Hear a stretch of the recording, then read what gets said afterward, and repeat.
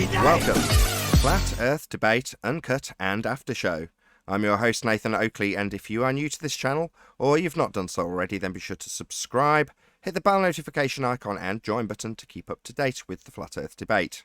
If you would like to support the channel, there is a super chat that runs alongside each of these shows while they premiere, and there's also a PayPal, Patreon and crypto link in the info box below the video. Speaking of Patreon, I'm going to do a quick shout out to all of you who do support me on Patreon, so a massive shout out of thanks and appreciation to Maxi Tycon, Michael Kahn, Patrick Gunnels, Banter, Will Brax, Melby Styles, Troy Shuker, Bo Snail, Samson, Maris, Hairy Blade, Mobile Max 777, Neo the One, Lost Cat FE, Rob W, Open Minded Reese Pound, Dal West Watson, Mike Muted, Dick Earth Skeptic, Maria Neelands, Unbelievable Productions, Blue Ridge Ranger, Rob H, The Real Gabster, Windrider, Liam Nedrick Jr., Abraham Mohammed, Naibai, Adrian Quintana, Skeptic936, Life is Short, Fireball X, TheFlatEarthChannel.com, Texas Mike, Edwin Johnson, and David Wayne Foster. So a massive thank you to all of you for supporting me on Patreon. Also below this video you can get £50 for swapping your UK electricity supplier to Octopus Energy. With that, I'm going to hand over to whoever is in Discord and Google so you can enjoy their conversation while I set up for today's live show.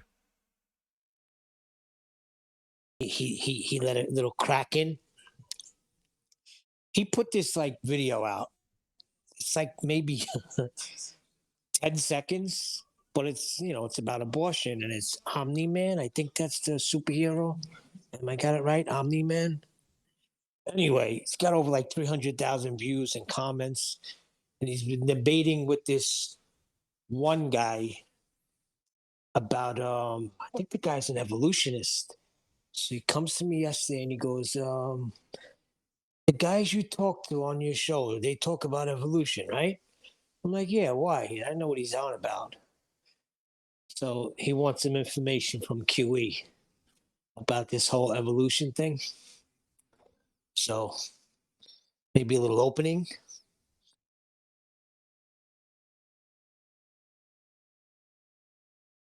You just direct him to the video that QE is the presentation QE's done on that.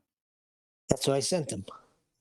I sent him to his channel. I said, you scroll down and he's got a lot of stuff about evolution and everything else. But before, I know it was a defense mechanism because my son knows QE's not stupid. Nathan's not stupid. He knows he's not stupid.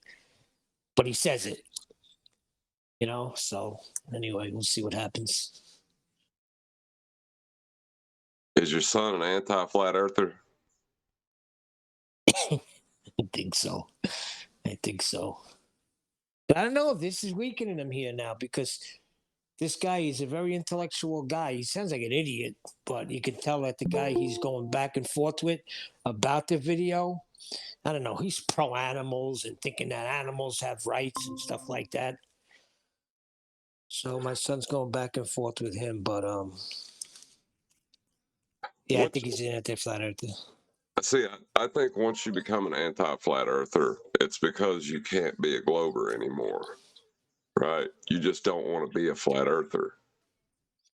He's eventually, you know, nobody can stay in that, you know, denying measurements mode for the rest of their lives.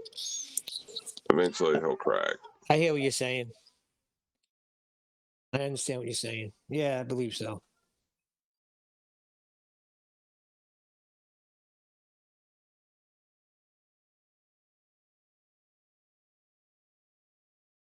I could be wrong though, you know.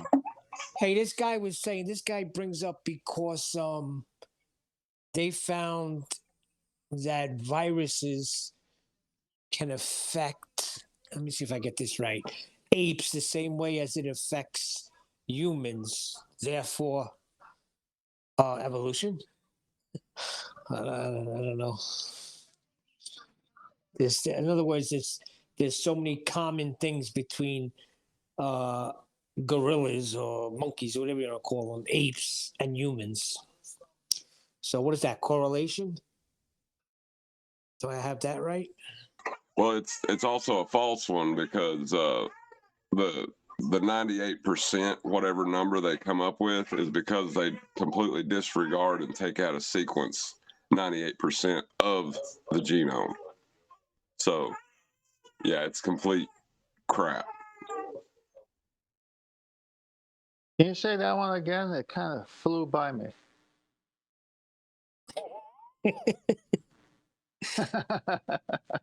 Well, they say that our DNA is 98% the same as a chimpanzee's. Have you ever heard that?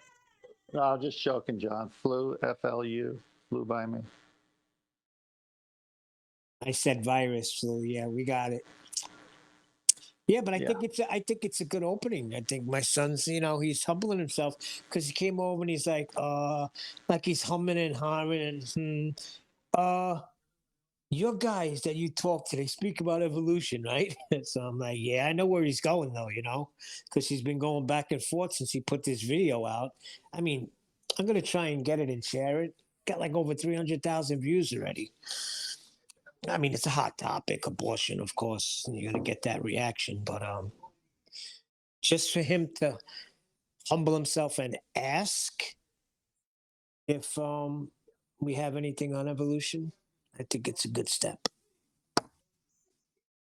Get him to define it first. That's always that's a killer right there.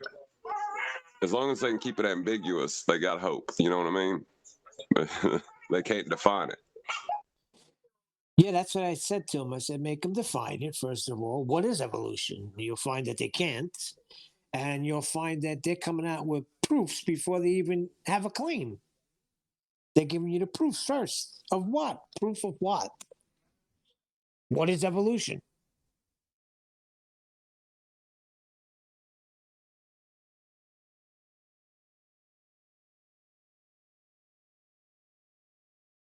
Well, isn't evolution the first lie? Ye shall be as gods. I never looked at it that way, but yeah, it could be. Well, I mean, think about it. What are you evolving into? You're already a man, you know. They were already like God. I mean, they weren't. I mean, they don't have the creation power that God has, but they were already like God. They just didn't know right from wrong, good and evil. Correct? Well, no, that was the serpent's lie. You shall be as God. Yeah, but it was wrapped up in truth. Yeah, but don't mistake the attributes of the Creator as he shared it with his creatures, like empathy, mercy, love. Those we're like God in those ways, but we're created. Correct. Yes, God is not created. I agree. But we were already, yeah, we had we had his attributes. So the devil pretty much lied to them. But he wrapped it up in the truth. Like all lies.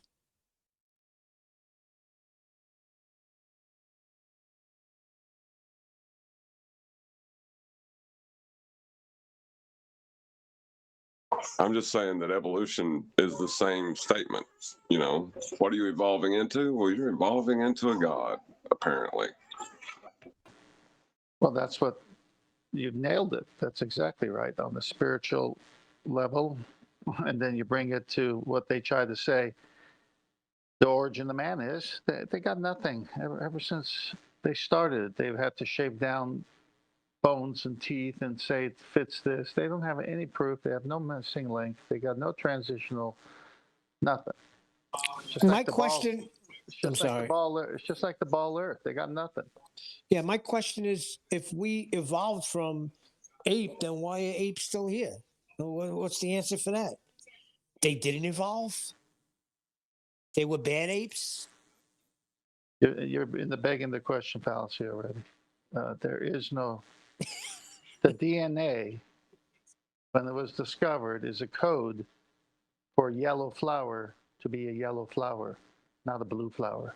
It can never be a blue flower because it's got the code for a yellow flower. Correct. That's how it works. My goodness, why are we even talking about this? Why are you talking about how it works? How what works? When you're talking about evolution, you're essentially working outside of a convention that's been derived to give things names and categories.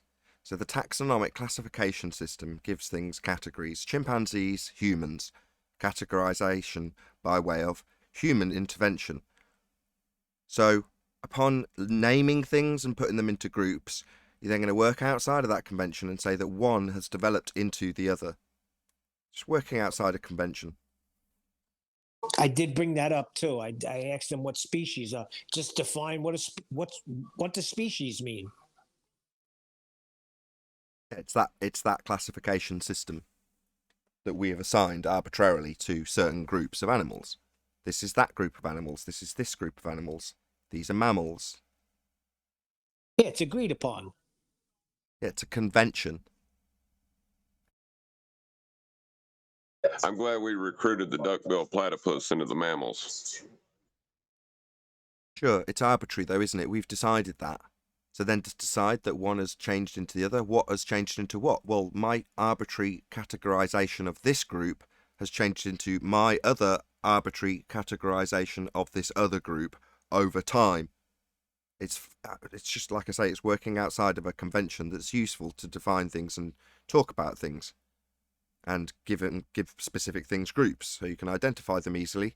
But then as soon as you start working outside of the convention, it fails on its arse. See, this is good. This is good because when this comes out, I'm gonna send it to my son, and he's gonna enjoy this very much.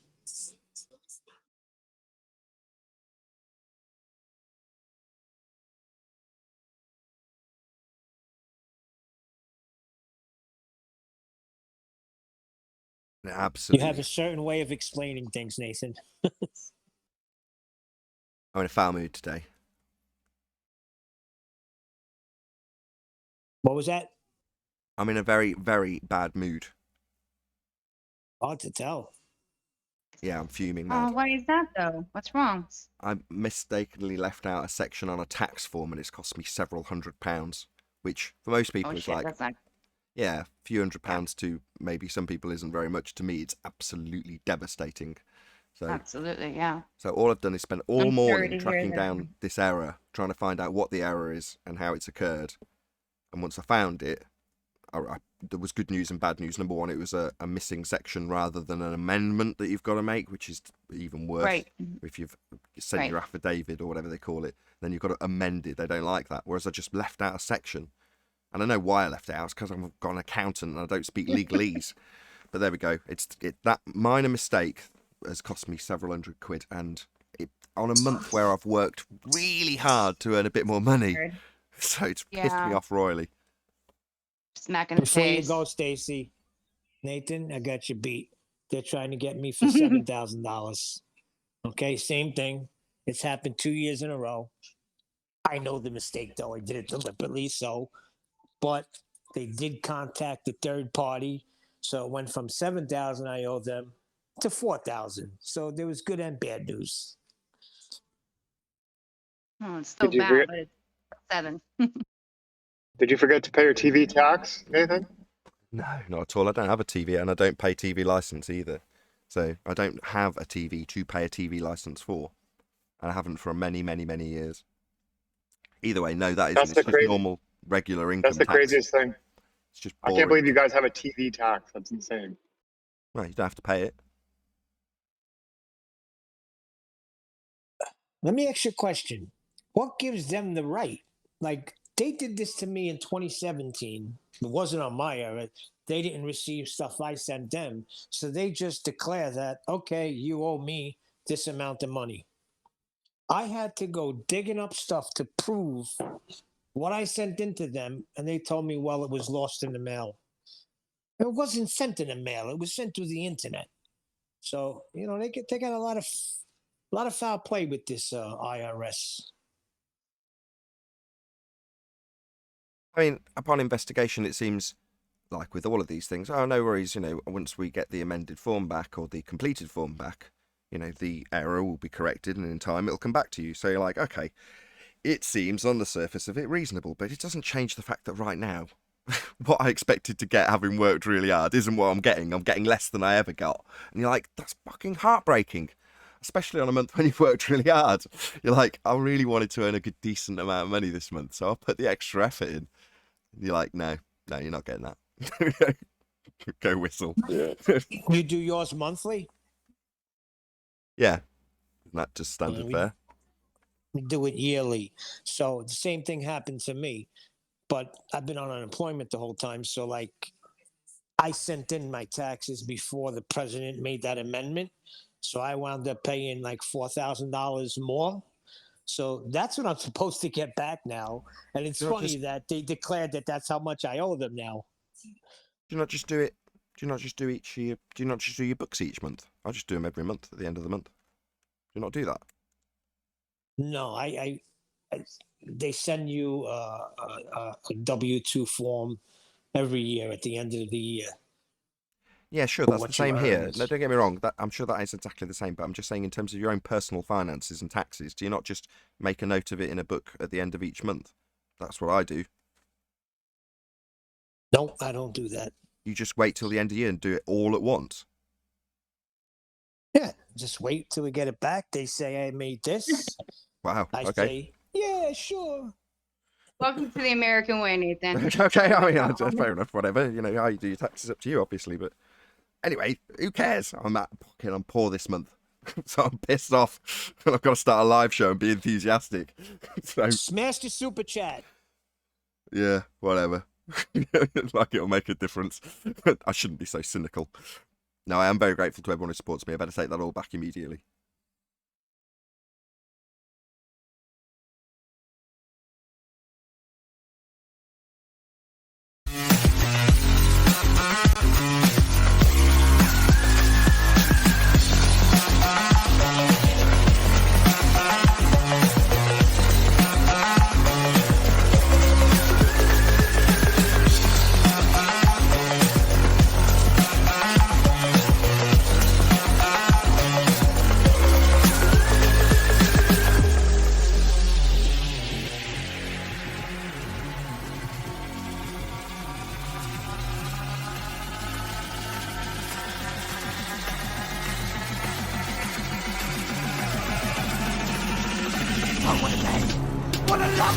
Welcome. Flat Earth Debate Live. I'm your host, Nathan Oakley, and if you are new to this channel, or you've not done so already, then be sure to subscribe, hit the bell notification icon and join button if you'd like to become a Nathan Oakley 1980 channel member and keep up to date with the Flat Earth Debate. If you would like to support the channel, there is a super chat that runs alongside each of these shows while they are live, and there's also a PayPal, Patreon and crypto link in the info box below the video. Also, below this video, you can get £50 for swapping your UK electricity supplier to Octopus Energy. Most importantly, if you'd like to join the discussion, simply mute the page you are currently watching, then click the link in the info box below this video to join the panel and express your views on the nature of Earth. If you do join, please don't swear. If you do, you'll be ejected, and if you are, please don't try to rejoin the stream using sock accounts. You'll be warmly welcome back on the next stream. Please also share the show on social media. Sharing the show obviously increases the live audience, but this in turn increases the chances of a more diverse panel, so please share the show on Facebook and Twitter. One last time, if you're new to the channel or you've not done so already, then be sure to subscribe, hit the bell notification icon and join button to keep up to date with the Flat Earth Debate. Now, we are joined by Father of a Stolen Child, Arwin, Neil, 10th Man, and a whole bunch of people in Discord, so welcome one and all. Good morning, everybody. How are Morning. you? I'm fine. Hey, Arwin. Hello, Nathan. Hello, Rams. Good to have you. How's everybody doing? Everyone happy? Happy, happy, happy. Excellent. Happy That's and good to happy know. and bursting with love. Same here, bursting with love, joy, and happiness as always. Any evidence of a physical, geometric sphere edge, that's a horizon formerly known as Earth curvature. Well, if there was, we wouldn't be on the show today. That's true. So right off the onset, is there a baller who wants to come and show it to us so we can cancel the show? Yeah, on that subject, there's obviously a need for a debate, in spite of the fact there is no debate. Earth is obviously, observably, measurably, and navigatably flat. So therefore, technically, there is no debate. We've won. All of the arguments are covered. This housekeeping session is merely an invitation to anybody who's still got the fundamentalist religious zealot belief that they're on a sphere to express their pain to us while we ask these questions. But the debate, you're right.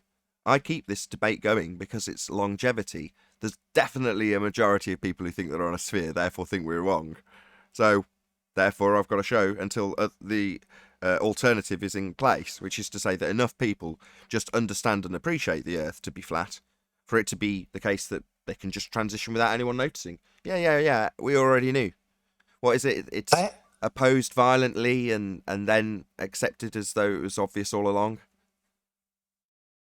I have an idea. Rename the show Ball Earth Berate. No.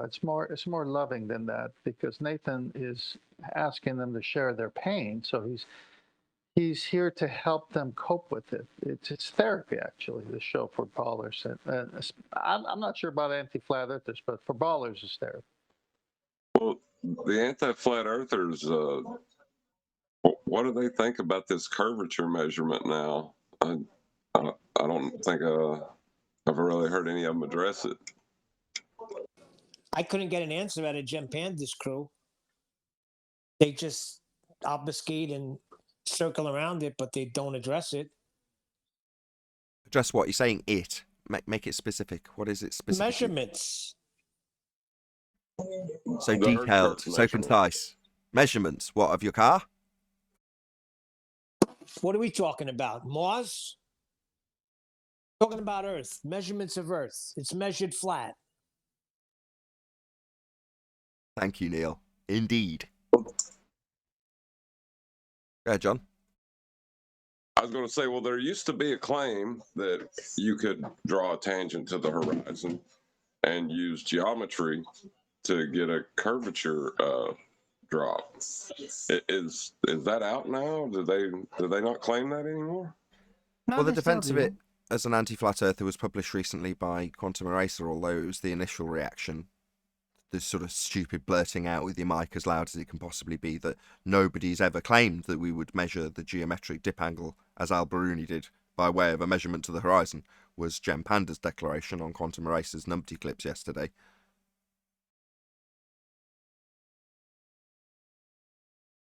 Right, but it still conceals things behind it, right? So the horizon is not geometric. It's something else, but things still disappear behind it because it blocks them. That doesn't make any sense. No. Yeah, that doesn't does. make sense. No. Well, they believe it though. Believe For which bit something of to it? block something, Go on it, Neil. I was going to say, for something to block something, it has to be physical. It has to be in the way. Right. Well, that's what Well, they're they saying say doesn't it make is. sense. That's the bit they're saying doesn't make sense, Harwin. I know. But you said they believe it. What's to believe? Well, it blocks things behind it. It's just not geometric. But that, just repeating it. Okay, let's move into our enchanting mode.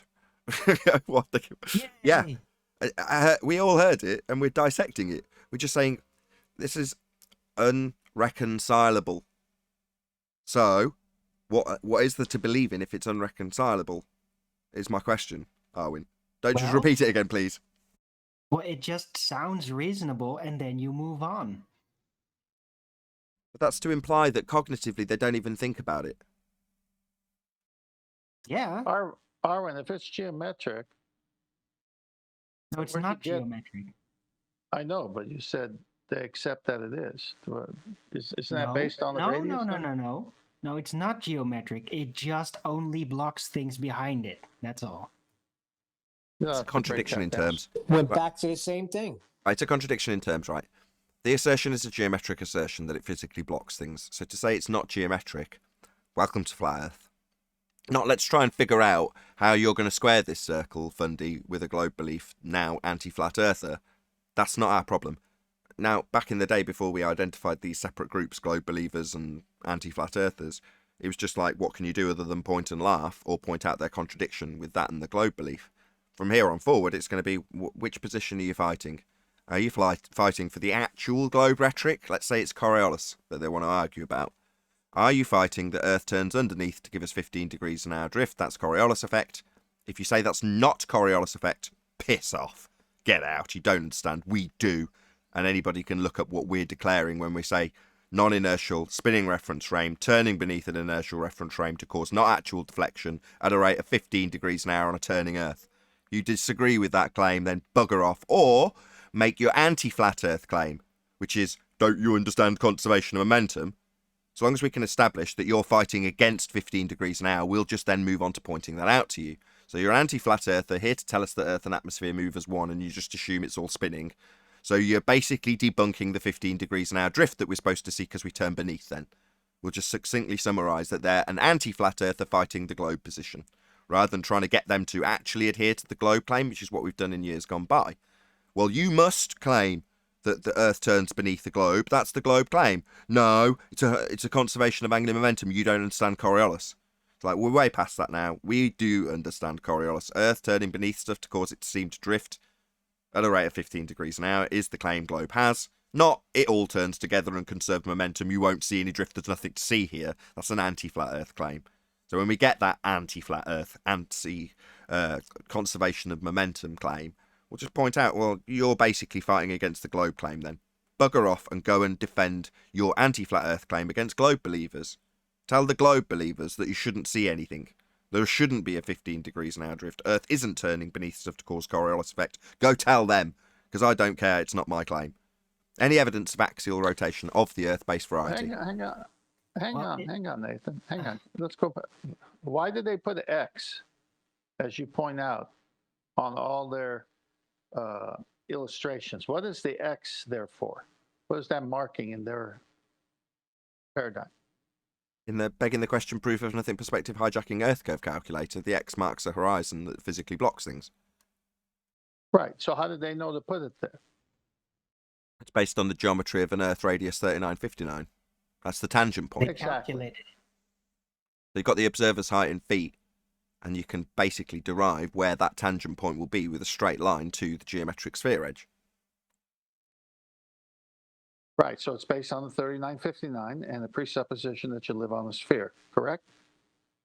Yeah, and at 1.2 times the square root of the observer's height in feet will lay the geometric physical sphere edge horizon. That's their geometry. So, correct. So then when you say to a baller or an anti-flat earther, is the horizon the beginning of Earth curve? Or put it any way you like. Is the horizon Earth curve? Does that curve you talk about, where does that start? They're backtracking on all that. So that means they're backtracking on the 3959, which means they're backtracking on the X, which means they got no X. It's all been a model, and it's all been a calculation, but it doesn't exist in reality. Well, the actual geometric horizon is where it blocks things, but yeah, for some reason, visually, it doesn't always work out, right? Because of optics complications, blah, blah, blah, terrestrial refraction or something. I know it requires R. But yeah, so the actual visible geometric horizon doesn't really match the calculated geometric horizon. Doesn't mean that still the horizon doesn't block things behind it, though. Hold on a second. It's got to be physical, though. I'm looking across my table at a chair, and it's blocking something in my view because that chair is physical. So where is this physical geometric horizon that blocks things? How do you prove? How do you prove that it goes behind it? Because when I look at it, it seems like things are going into the horizon, not behind the horizon. Yeah, meanwhile, we only have one horizon. And the horizon in the begging the question proof of nothing perspective hijacking Earth curve calculator is physical and geometric. The horizon we see in reality is not geometric and is not physical.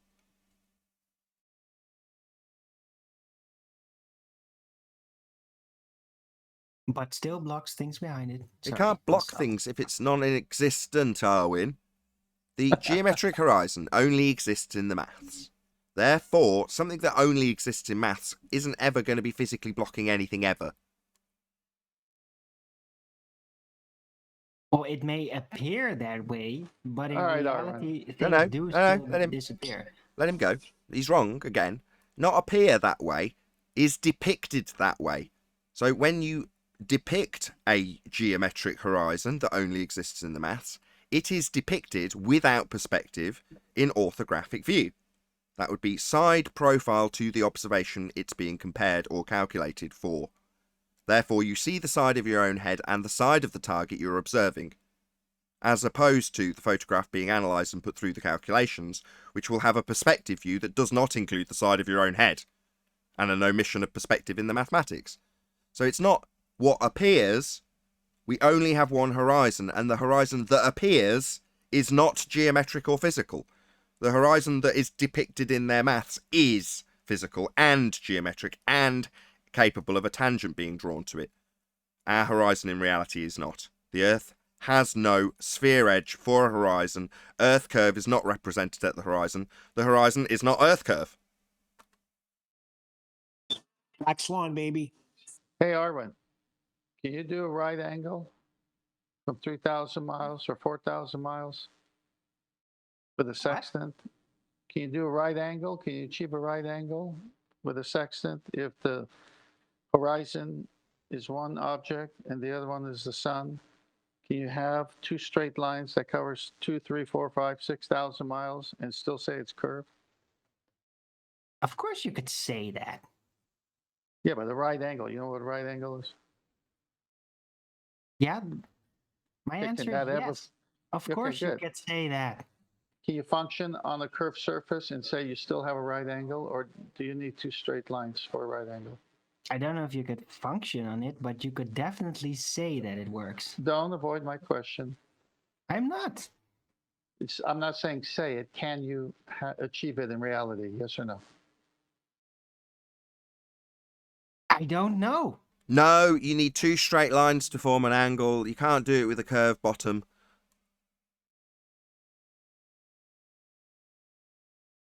Okay. Good dog. Good dog. Yeah, the Black Swan killed everything. It's over. Shout out to Colin Dresser, who says with his super chat, Danny Jones, Hope Police, wants to join. Can we let him spew his nonsense for a few? Is the Discord server full? Thank you for the super chat, by the way, Colin Dresser. Not often people pay to have somebody else join, but there we go. Thank you very much all the same. Really appreciate the support. Somebody will have to bail to make space.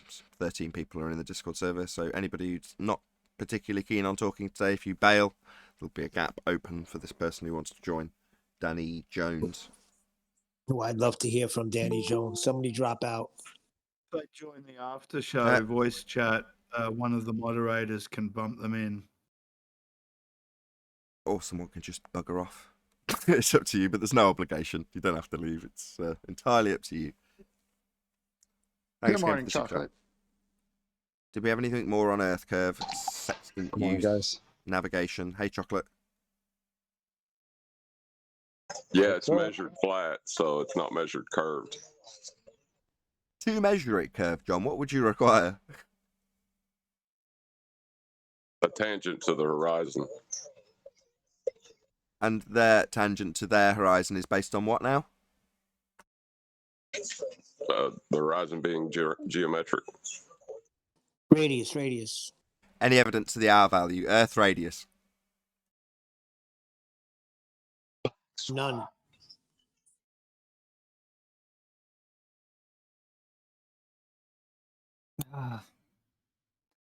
Do I need to pull out the same old story again? What's the same old story? I didn't know we had a same old Equating story. length. Go on. I don't know. I'm starting to tire myself out as Baldwin now. I'm having to repeat it over and over again because you keep forgetting. Don't be Baldwin. Shout out to Did we derive it from the celestial bodies? Derive what? Yeah. The imaginary line, The the R horizon. value. He's purposing me already. Derive what? The imaginary line horizon? Equator? Yes. Yes. Shout out to Godzilla37. 5 years later, and finally, Danny, the first baller ever with a radius measurement. The wait is over, folks. Thank you very much for the super chat, Godzilla. Well, where is he? I thought he was going to join. Nobody's jumped out. Come on, somebody jump out. If you're not participating in Discord, somebody step away. There you go. Well, I Somebody- can move anybody in. I just told them I Somebody's can move got them a into. radius measurement. Hold on. Really? Hello. Hold on. Who is it just talking? Was it Steve?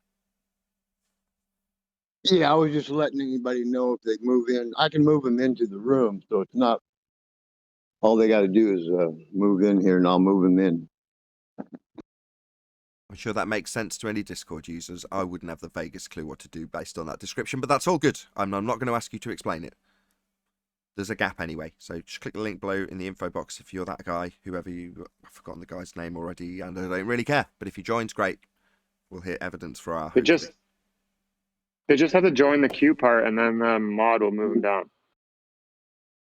I see. Fair enough. Live stream queue. Gotcha. Come on, Danny Jones. We're waiting for you. I'm not. I couldn't care less. I'm Anytime. salivating. Yes, you guys I are very want keen, as always. Well, Also- Baldwin just got tired. We need Danny Jones now. Hold Just on, one- Nathan, you're funny because you say that, and when they get on, you just hammer them, which I love. Yeah, that is kind of the show that I run, no Neil. That is what we do here. We debate flat Earth. No, but the way you say it, like you don't care, but then you come on, when they get on, then you hammer them. Like the other day when you said, I'm out, but you were back in. You were out, then you were back in. Very, very amusing. Don't highlight what I do for dramatic effect, Neil. You're ruining everything. Sorry. I would like to point out that it's Nathan's show, and when they come here and they act like he's being rude, they're the ones coming into someone else's house and spouting nonsense that they can't back up. I've got, since growing a couple more thousand subscribers, obviously there's lots of new people hanging around in the comment section, and I've been getting some really nice comments from people saying, yeah, I've just studied a bit of this and gone back through a few of the old debates, and from what I can conclude, these people are pricks, and the treatment they get is absolutely deserving based on their behaviour. And it's not like it happens immediately. It's not like you come and say you're a baller and just get abuse.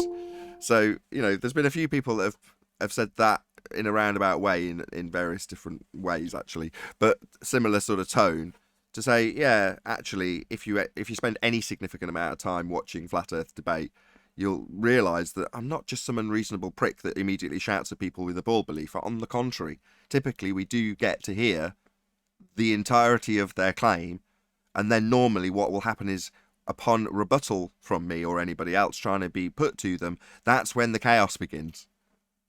In other words, they're happy when they're putting their crap across, but as soon as it's challenged, they want to interrupt immediately, normally multiple times. Anyway, hey Adam, how's it going? Not bad. Afternoon, everyone. Afternoon, good to have you. Hello. What's up, Adam?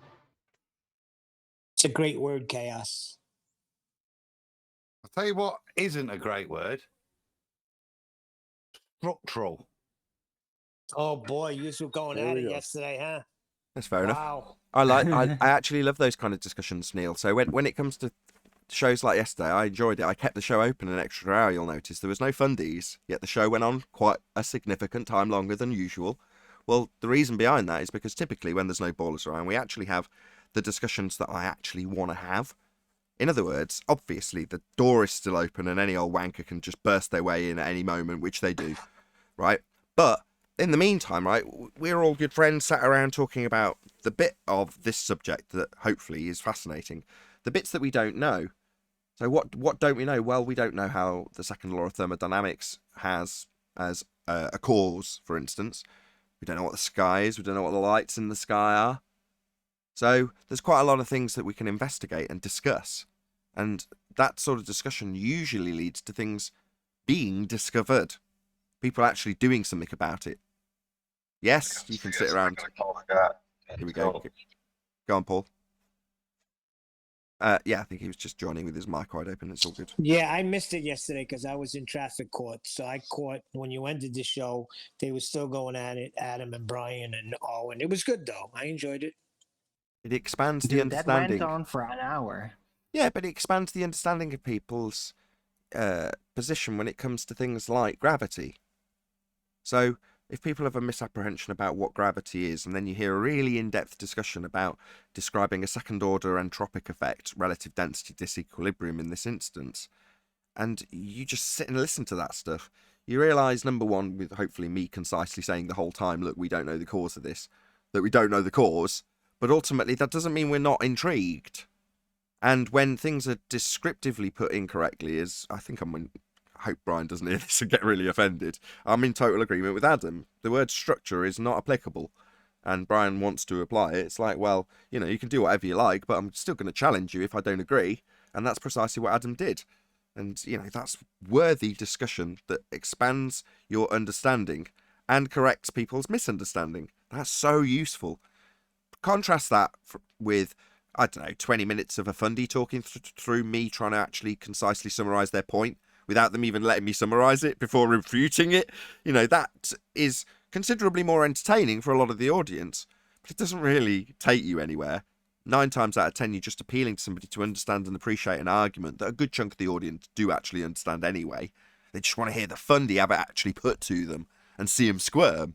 Yeah, I get it. That's also educational, but I would say in percentage terms, it's more on the side of entertaining, because if you're a fan of the show and you've watched for a while, you'll get a lot of these arguments just from us chit-chatting away. And Baldwin, again, it gets a lot of crap, but without Baldwin, we wouldn't have this constant summary of the fundy position that gets put back to us. And that's also very, very useful. You've got a well-oiled machine here. Arwen's part of that. Yeah, and I love doing it, actually. Check it out. 2 Too minutes much. ago, I hate Too being much. Baldwin. Now, I love He Baldwin. just said he was tiring. Dude, he had to wait for like 25 years, okay? Any scientific evidence of gravity? No. Well, Did you first say you have to he, figure out what it is, talking and about then maybe. Baldwin in the third person? Yeah, he does that. It's like the Queen, isn't it? Hey, dude, sometimes Baldwin talks about himself, and sometimes Arwin talks about Baldwin. Sometimes Baldwin talks about Arwin, but that's too confusing to recognize. Is there any mathematical evidence for gravity now? Because I'm yet to see that now. You're saying in both regards they need a radius, therefore their mathematical description falls apart also with the failure of their geometry. Yep, that's a problem. Yeah. I mean, I'm never going to ask the question. No offence. I'm not going to say any mathematical evidence of gravity, because obviously that opens the door for people to assume that they've got an Einsteinian or a Newtonian explanation. Correction, Reverend John Michel, CV Boys, Cavendish gravity, as opposed to Newton, who did not want it ascribed to him. Also imply that maths is somehow accepted as evidence. Precisely.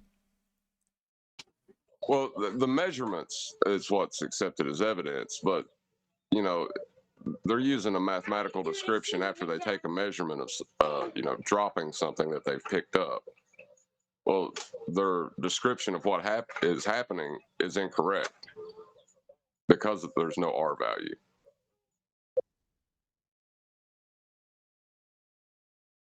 Yeah, can't have G without R.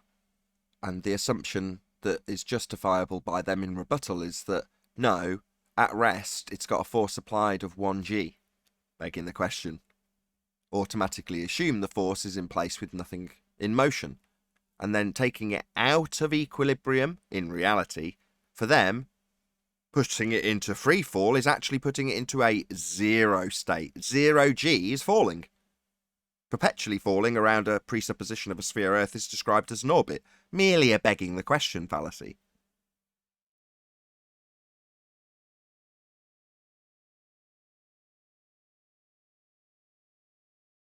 What about any single viable hypothesis from any of the fields of astronomy, cosmology, or astrophysics? Asked because the sphere Earth claims they have science.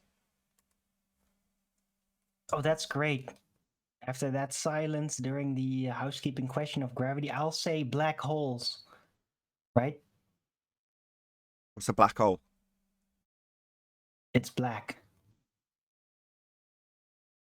Oh, what is it? What is it presupposedly?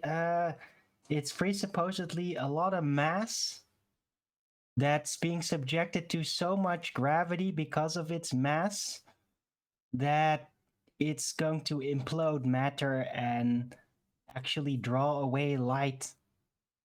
So I that's thought you need an R for gravity. They No, have no. no R value. Where's this happening, Arwin? Billions and billions of miles away. Are in a you sure? vacuum. You sure it's not happening in a pseudo-Riemannian geometry known as four space? No, they saw it one time. This black blip with So the you just light sorry, background. you described having quite a lot of gravity affecting this, and that gravity is the bending of pseudo-Riemannian four space in this description, Arwin. So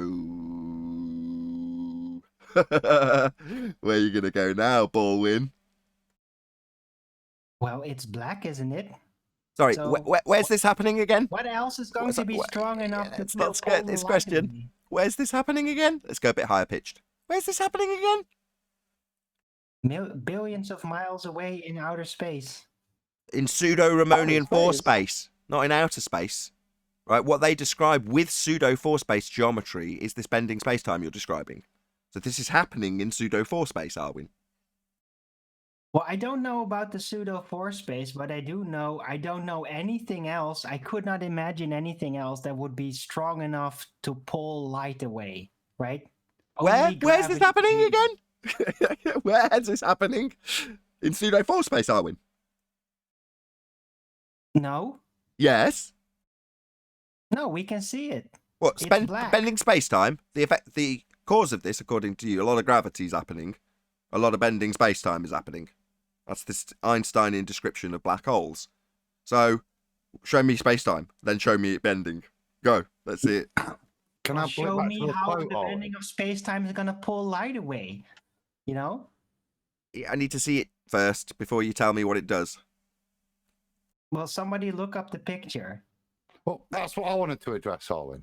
You say it's black, and if I could quote Ollie, well, the thing about a black hole is its main distinguishing feature is it's black. And the thing about space, the color of space, your basic space color is it's black. So how do you see it? Because another sun is behind it. Well, wouldn't it eat all the light from the other sun? Yes, except You for wouldn't see it then. except for the light that does manage to get around it, And it gets around it because... because it is too distant from the pull of the gravity. Bendy space-time, able to Arwin. That's right, escape. bendy. Yeah, bendy space-time. Yeah. Where's that happening again? Bendy space-time? Well, you could see it in the picture. No. That's you superimposing a mathematical description in Einsteinian pseudo-Riemannian four space onto something that you're claiming is a phenomena that matches with that maths. That's not a force or bendy space-time that you're showing me. That's a circular reasoning begging the question fallacy where you say this light because gravity and gravity because this light. Yes. No, it's happening in pseudo four space. This is a place that isn't real. This is a description in maths. Yeah, but we could see it. It was photographed. So it's not just pseudo-Riemannian four space. It actually happens in reality because we got a picture of it. Okay, let's So just you've take. got a picture of Go on, Adam. you've got a picture of space-time imploding on itself. That's what you've got a picture, or have you just got something black on a black background? But the space-time thing is only a description, right? It's a mathematical description. That's But our we got a argument. picture of it, so it's real. It's real. It's not just in a mathematical realm. It's real because we got a picture.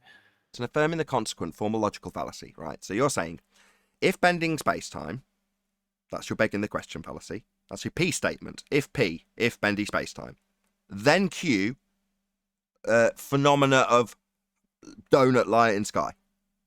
Donut, light, and sky. Therefore, bendy space-time. That's what you're doing.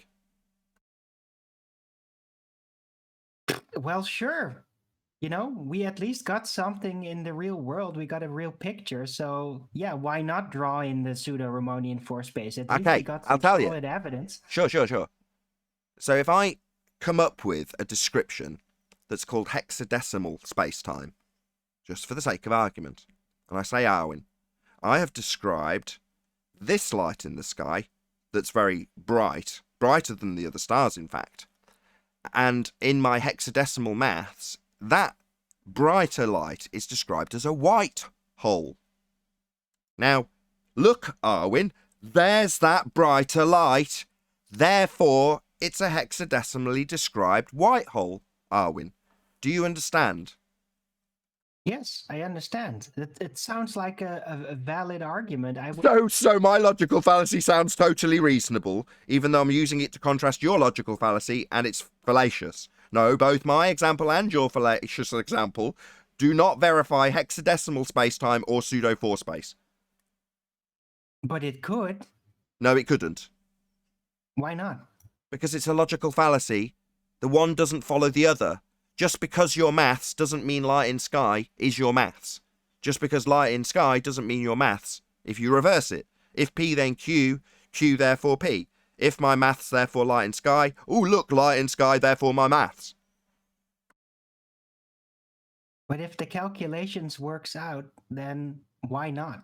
Work, good word. Where's it doing the work for the black hole, Arwen? What work's being done by this abstraction, this description, this mathematics? What work can it possibly do, Arwen? When it's merely an abstract description, it doesn't do any work. It's just maths.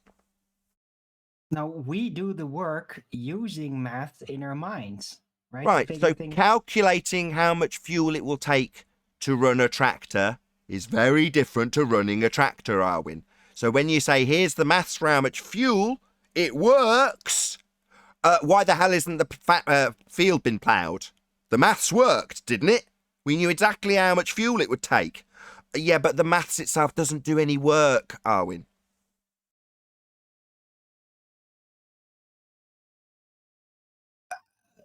I don't know what to say about that. Yeah, where's this The happening? mathematics. It's happening in pseudo-4 space, a made-up place that doesn't exist, that's merely a description in mathematics. And the segue, the assertion, the trick by any fundy who's been brainwashed to believe that gravity is some sort of force that can cause things and do work, is that this mathematics causes things, and it does not. Yeah, but you still got the picture, though. Well, back to Can the you see affirming the screen, consequent. Owen? No, we don't need it 4 more times. Go ahead, Adam. I've just on screen. I've wondered if you could just point out for me. I've got a black hole in space on screen. Look, can you show me where the black hole is? It's over there. Yeah. Right, the thing about a black hole, Arwen, the main defining feature of a black hole is that it's black.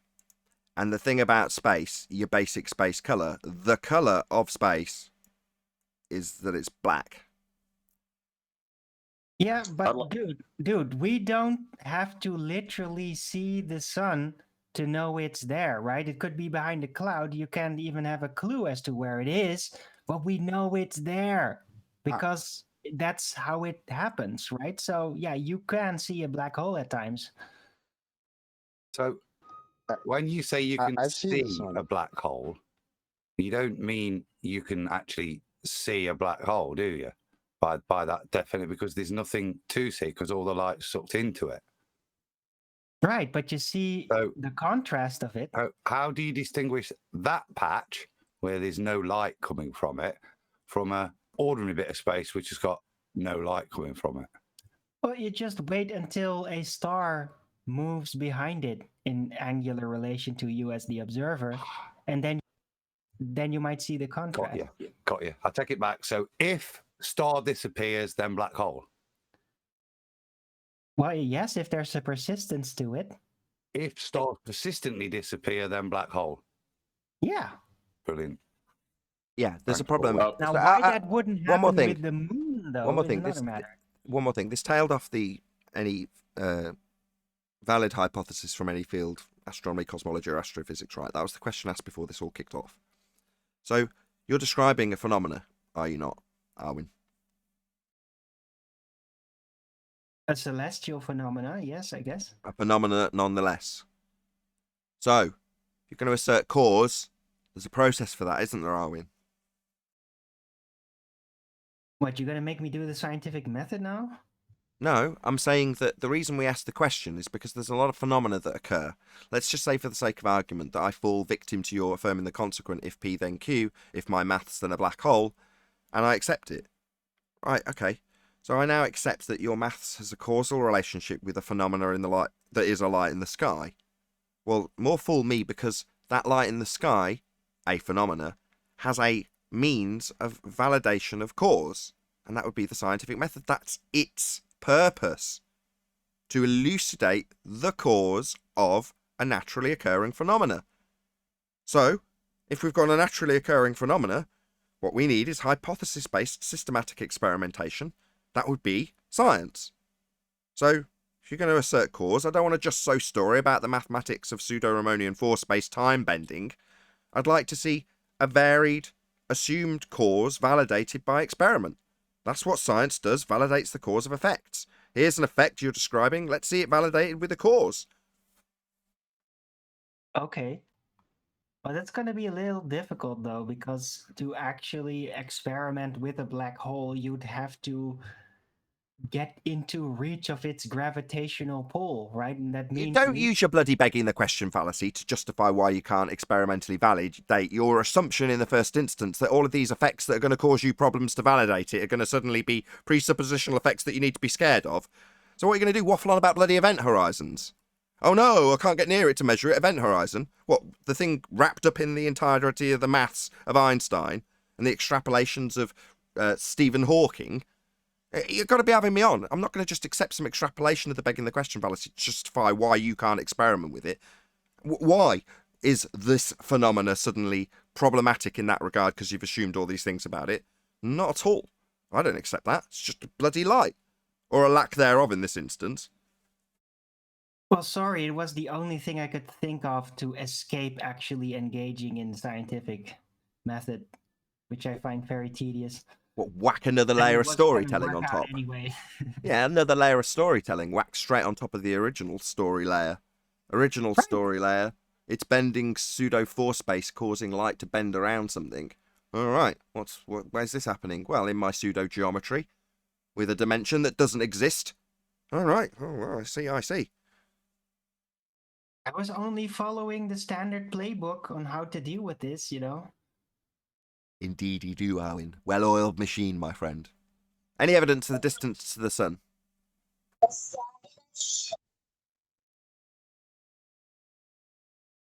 It's over there. It is in this picture. Next to the black hole. No. Thank God, no. Just to the right of the black hole. I was going to object to the use of saying that the math works because the math has a M1 value in it that's not measured, so it doesn't work. Well put. I'm glad you summarised with that. Where are you getting your M1 in your pseudo force space? That I wouldn't object there. I wouldn't use the word works. The maths does work. It just isn't validatable in reality. It works within that convention, right? Just doesn't, you can't apply that to reality, like the really is level. So then how does it work? It doesn't. In that convention. In that convention, in math, on paper. But not in reality. 5 ice creams. so you're Nope. just gonna You have ask to for settle 10. for the Somebody's only convention. holding 5. You can only give them, in reality, 5 ice creams because that's all you're holding. On paper, the transaction can be completed with a minus figure at the end of it. So on maths, in that convention, you can give someone 10 ice creams when you've only got 5. Yep. I think practically, John was right with regards to the equation. It's the simple fact that whilst we can assume R, we aren't able to validate it. Therefore, the equation isn't validatable to reality until we can take the parameters that the equation uses and actually validate them. Yeah, you need R first. Yeah, that's right. I think if a baller wants to use the argument of ice creams, negative and positive, the argument's a bit of a rocky road for them, if you know what I mean.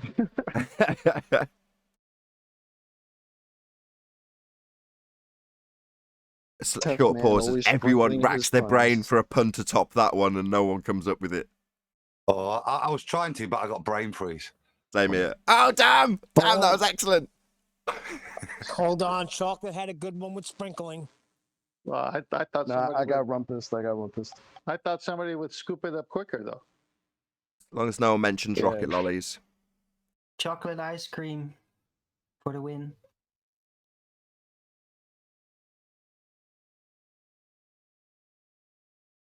This is a Solero moment in the show, I would say. Very good. Didn't somebody have a radius or something they were going to come here with? What Did happened that to dude that? join and I just miss him? I'll just check to see if everyone's off mute. He's in Davy Jones's locker. He goes by Danny Jones. Come on, Danny boy. He might have realized how important it was and then decided to just walk away. Glitch effects. Hello.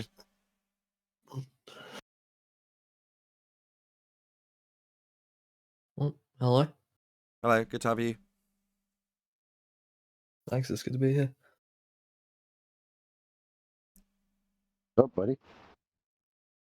Not much really, I just came here to listen. Very cool.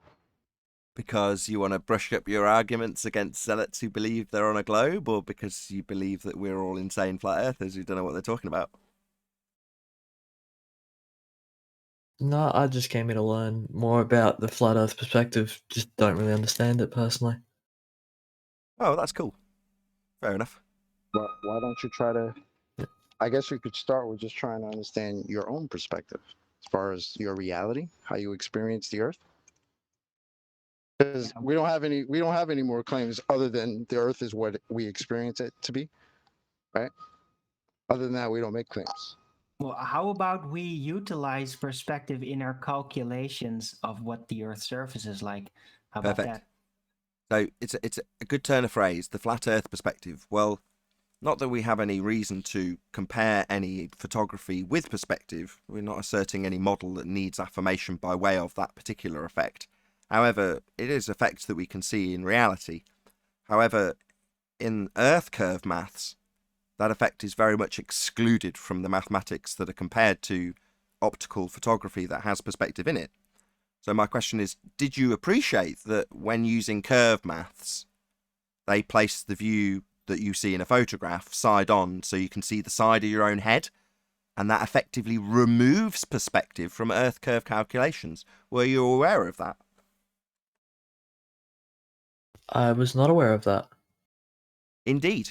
As a result, we have fondly named the curve calculator, begging the question fallacy within itself, but the begging the question, proof of nothing, perspective hijacking Earth curve calculator, because it takes a view like this I have on my screen for my audience right now, things getting smaller into the distance, that would be an angular size reduction, and replaces them with feet and inches values that don't change with distance. So when you see the side of your own head in Earth curve maths and you're asked questions about how it works or shown how it works, you're shown with a building or a boat that's got a feet or meters value ascribed to it. So they'll say, this building's 200 meters tall. Why is the 50 meters missing from the bottom? And what that effectively does is removes perspective, because the building remains the same feet or meters value regardless of how far it is away. So it could be 1,000,000 miles away, miles too small to see, and your globe believer with his hijacking of perspective mathematics can still draw a straight line to it and say, why are so many meters missing off the bottom?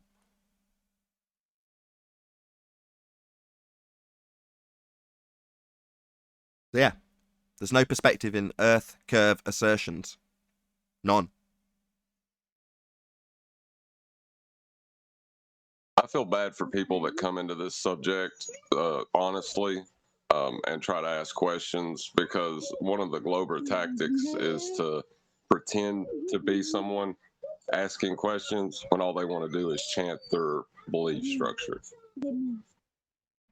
Go on tone. You can normally hear it in their voice when, I don't know, this guy doesn't have me on any sort of alert. So he's either so relaxed about doing that he's come across genuine, or I just misjudged him. If he launches into a fundamentalist chanting session, again, he'd have talked through me already, would he not? if he was one of them. Yeah, that's why I said I kind of feel bad for him, because that's one of the things he's going to run into when he tries to ask questions. Yeah, depending on who you ask, you might come across somebody that just wants you to believe in their model. In other words, they want to be the new guru, and you'll have to follow them and their model and their thoughts and feelings, and woe betide you if you disagree. Or Is he still here? I don't know. I'm talking to the audience. There's loads of other No, I people know, that have but been told off mute. Yeah, he's No, still here. I'm Hey, still how you here. doing? Go on, How you Tenth. doing? Go ahead, Tenth. Yeah. Listen, it's interesting because your curiosity is good here right now. Did you come to the show because the predominant worldview is that we live on the globe with a radius of 3959, and we're spinning at over 1,000 miles at the equator, and there's something to this thing called gravity? It's actually a force. Did you come here because that is in contrast to what you would think that a flat earther would say, and you want to know why we have a differing opinion or why we take the opposite side on those matters? What's your motivation? Well, really, I just don't understand how you'd believe that we live on a flat Earth. That is, to my understanding, you believe it's not rotating at all. Okay, so can I ask you a question?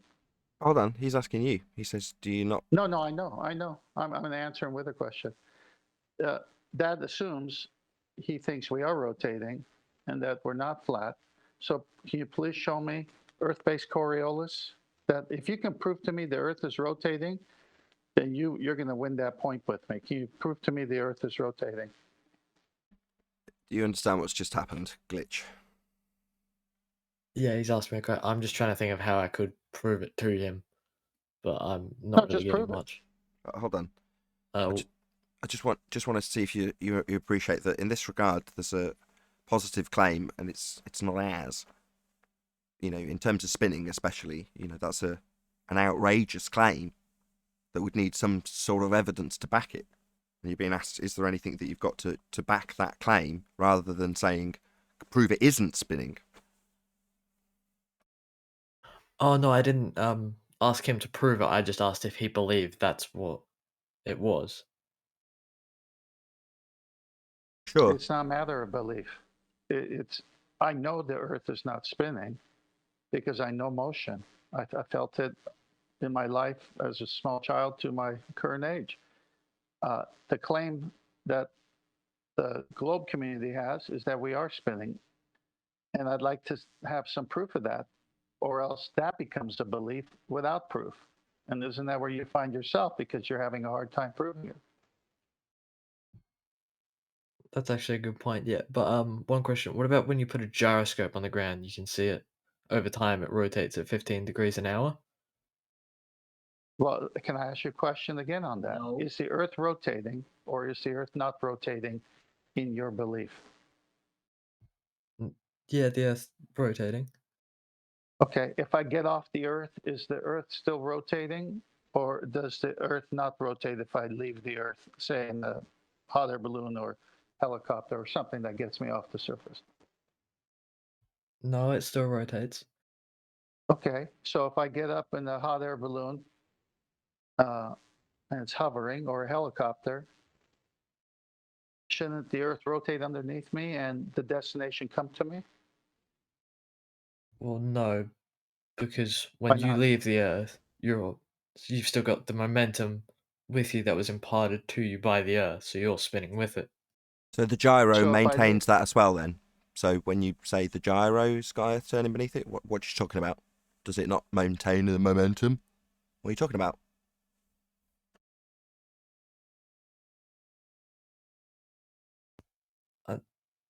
I got nothing to say to that. But you're claiming that Earth turns beneath the gyro. Your original opening statement is to say Earth turns beneath the gyro. You've just affirmed with 10th Man that you understand and appreciate that Earth would continue to turn underneath. He gives you an example of a hot air balloon and says, should Earth not turn underneath then, if it's turning underneath as you claim it should and will? And you've said you've got proof of it with a gyro. So according to your claim, Earth's going to turn beneath stuff at 15 degrees an hour. That's Coriolis deflection. The effect is only observed if you turn underneath stuff. So for us to have this effect, you're claiming with the gyro, that's Coriolis deflection, we must see it in the hot air balloon. And you're saying, no, conserving momentum. It's like, well, that flies in the face of the Coriolis claim, that we'll see it drift. If it conserves momentum, we don't see Coriolis.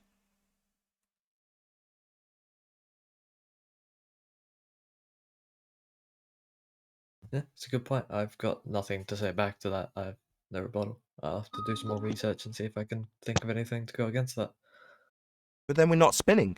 The claim to prove we're spinning is that we'll see things drift at 15 degrees an hour.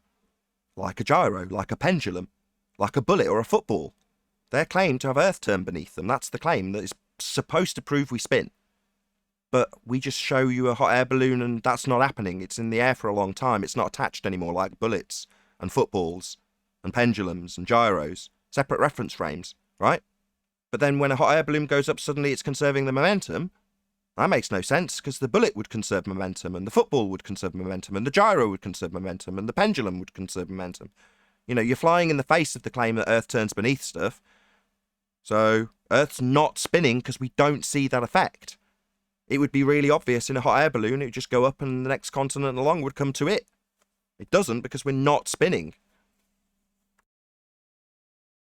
Can I have a follow-up with him on that topic? So if you get up in a hot air balloon at the equator where it's spinning over 1,000 miles per hour, what's the momentum of that hot air balloon once it leaves the Earth?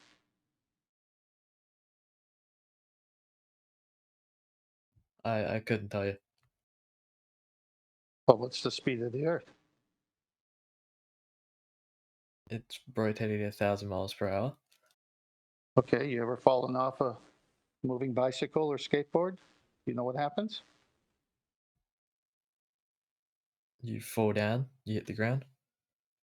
Just like vertically direct, or do you retain some momentum because you're going at a certain speed and then you somehow get off of it?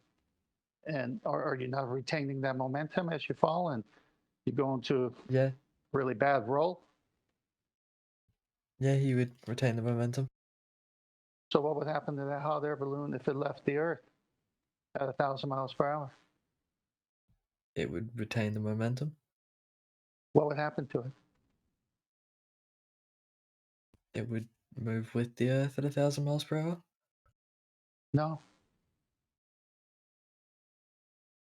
It just left the Earth. The Earth is moving at 1,000 miles an hour. It leaves the Earth. What's happening to it? If it's retaining the momentum, what's happening to it? I don't understand.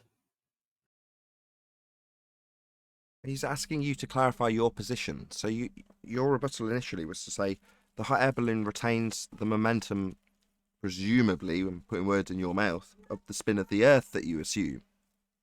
So you're saying, okay, what's it going to do then? That's what you said, retains momentum. However, I don't know why Tent's done that. We've already covered this, right? Earth's supposed to turn underneath the hot air balloon, and from the ground, we're supposed to see the hot air balloon move away in a curved trajectory because it's claimed we're turning beneath it. That's the only way we get to see the effect. So to have Coriolis, we must be turning underneath the hot air balloon, and we don't. So we don't have the effect. We don't have proof we spin. The rebuttal that it conserves momentum is an anti-flat Earth claim that is essentially saying we won't see any drift. We won't see 15 degrees an hour. It'll track along with the Earth. So what, nothing to see then? No 15 degrees an hour drift as claimed with your gyro. So you're fighting against the claim that we're supposed to see drift on a globe. That's the end of the argument. I would like to point out to, I'd like to point out to him that the whether the Earth's spinning or the Earth isn't spinning, it's got the Earth as a ball in the question itself, because you have a radius that you're using for the axis of this spin. But we don't experience a radius. The Earth is measured flat.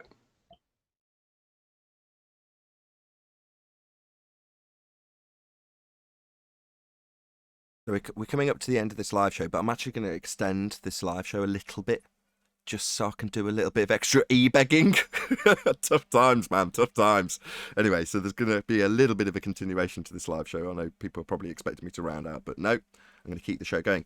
That, and this is the highest audience I've had in a considerable amount of time. I don't know why. Maybe it's because it's very hot. Who knows? 172 people watching at the moment, which is a very good number. So good to have you, everyone in the live audience. Smash the super chat and PayPal link to support this channel. I need it more than ever. I'll bore you in the after show and pre-show. But yeah, this dude that's here now, Glitch, you know, are you happy to move on from curvature? From axial rotation, my bad? Yeah, I'm happy to move on. Cool. At the end of the summary for axial rotation, John pointed out that the assertion in the first instance is going to have a radian value in terms of the assertion of the rotation. And you'd need a radius value to acquire that. And we've debunked the mathematics that I described as showing you the side of your own head and giving you perspective omitting feet or meters values that don't change with distance for targets. Well, that very same mathematics to assert those feet and inches values that don't change with distance being hidden by Earth curve, the Earth curve itself has an R value that we've debunked based on imagery that shows that the Earth curve, that would be the horizon in those maths, is beyond where it can be physically. So physically incapable of being Earth curve anymore. Or to summarise, because that was quite a lot of information all at once, we've debunked the assertion that the horizon is Earth curve. Again, were you aware that the horizon, assumed to be Earth curve if you're a person on a globe, has been debunked as Earth curve? Did you know that? No, I didn't know that. Okay, so we only have one horizon.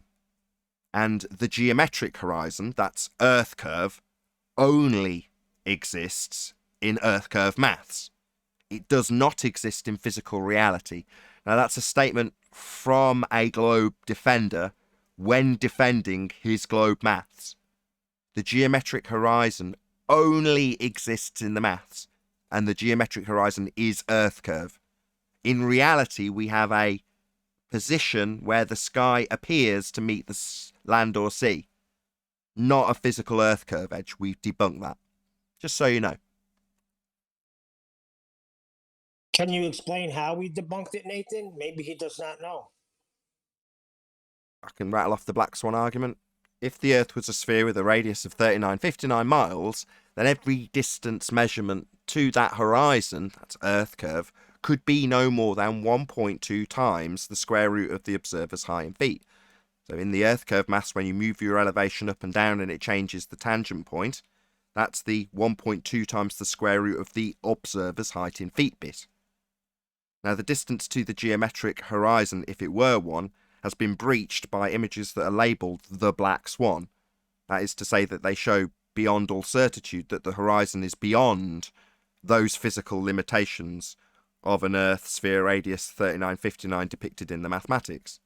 Therefore, the horizon's not Earth curve, and you can't acquire an R value for Earth curve. Thank you for presenting, Adam. So we've debunked Earth curve, the horizon, and the horizon is not Earth curve.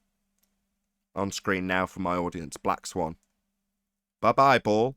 Platform habitat 9.41 miles, and platform hill house at 6.21 miles.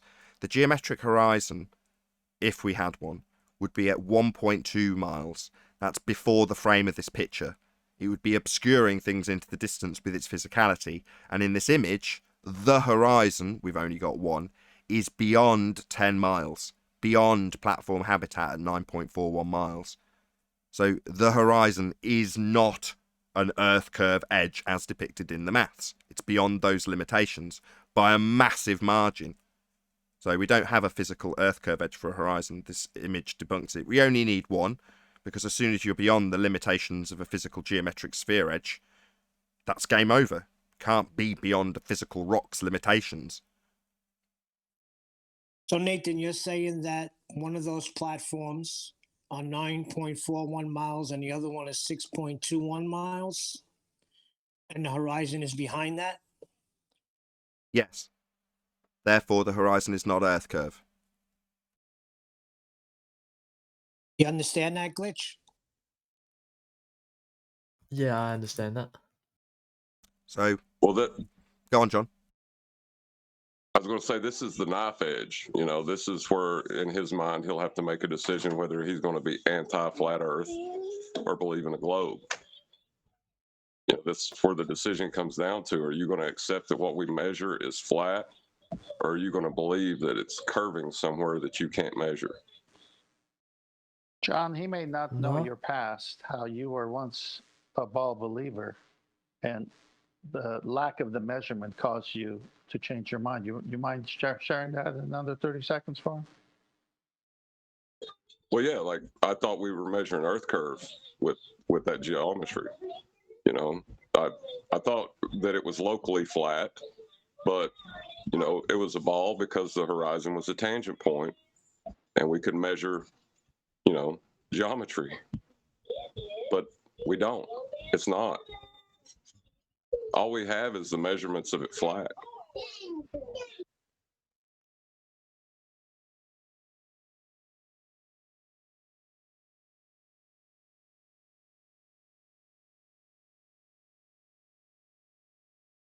Indeed. So without Earth curve, that would be a horizon to claim blocks, boats and buildings.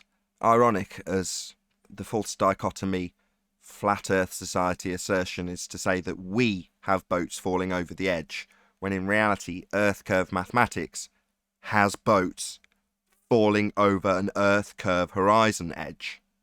And then the question is asked, why are so many feet and inches missing? Answer, because it's gone over the Earth curve edge. No, the horizon is not Earth curve. It has been debunked. All bets are therefore off as far as being on a sphere. There is no sphere beneath your feet in terms of what you measure, in terms of what you navigate, in terms of what you observe. It is obviously flat.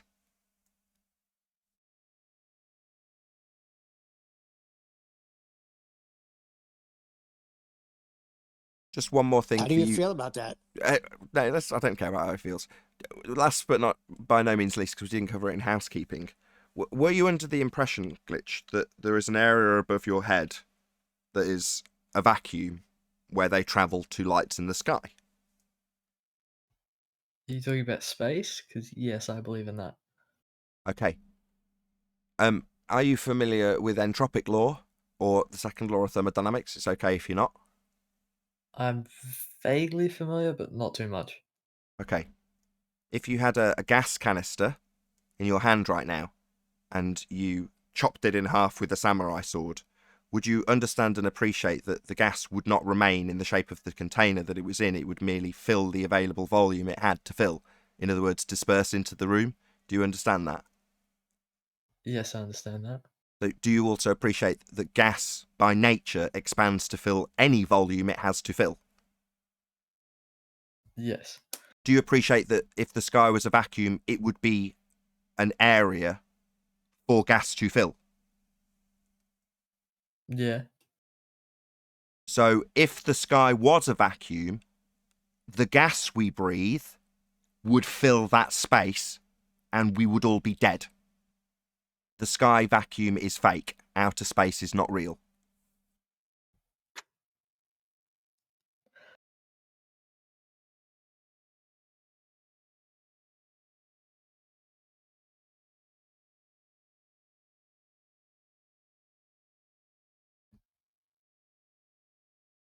He's taking it better than I would have.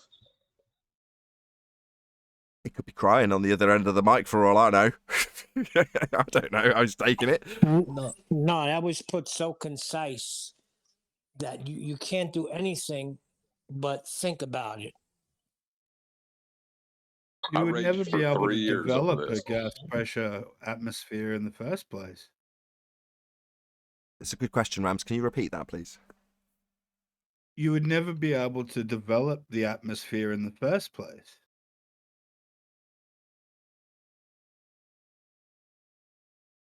So, Glitch, do you understand what Rams has just said?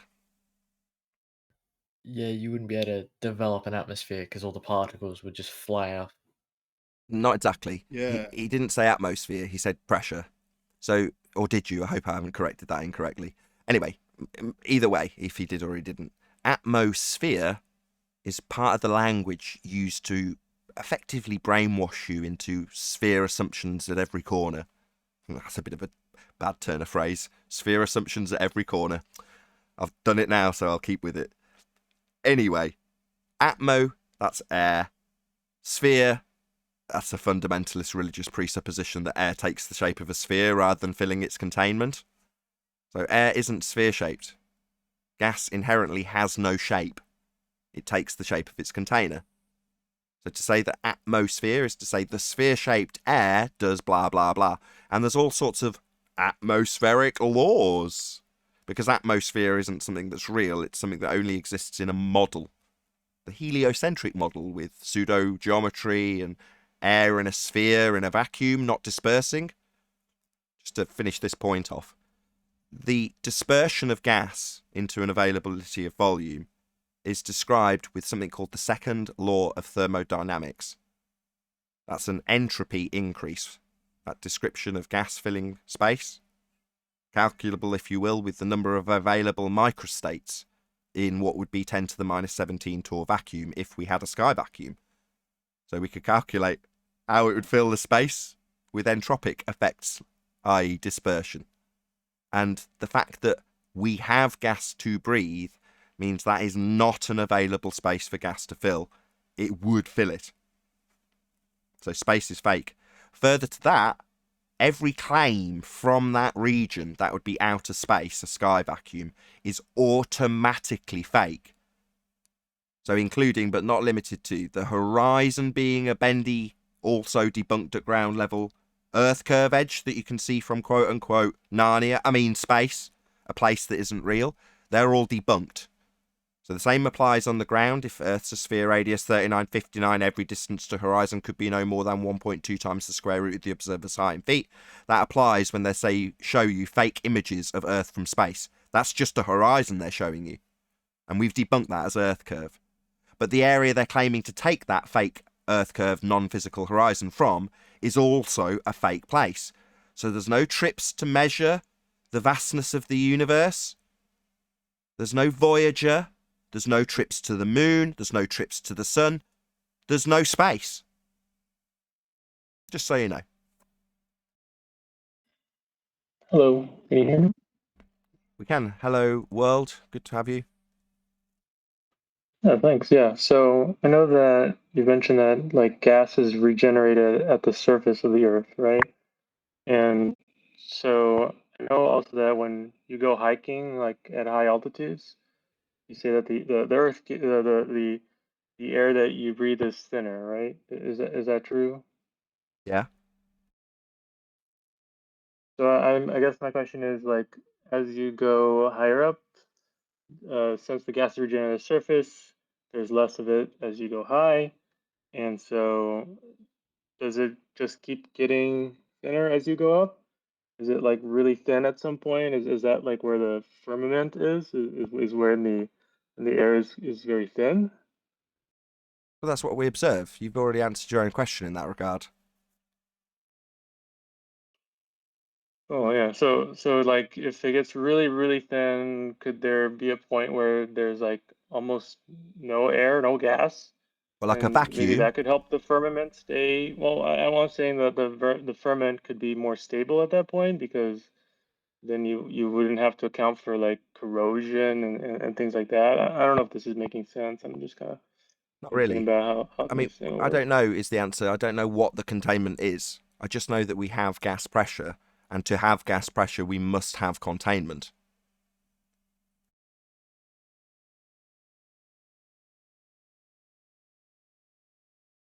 So I'm sorry I can't give you a better answer. You're saying firmament. I don't know what that is, and I don't ascribe to any firmament. I just know that we've got gas pressure. Therefore, we've got to have containment, or we wouldn't have the gas pressure. I'm silent.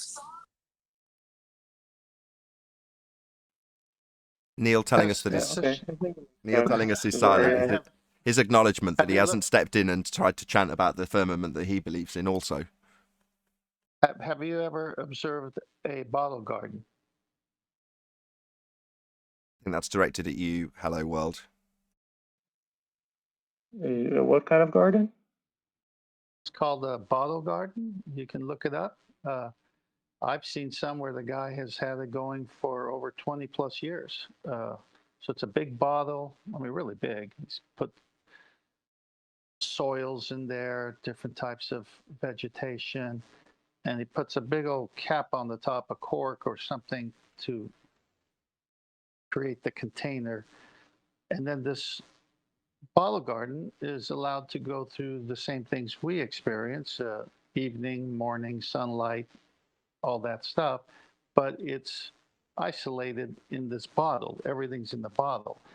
And it steams up, it rains in there, it's growing and it's flourishing, but it's all contained.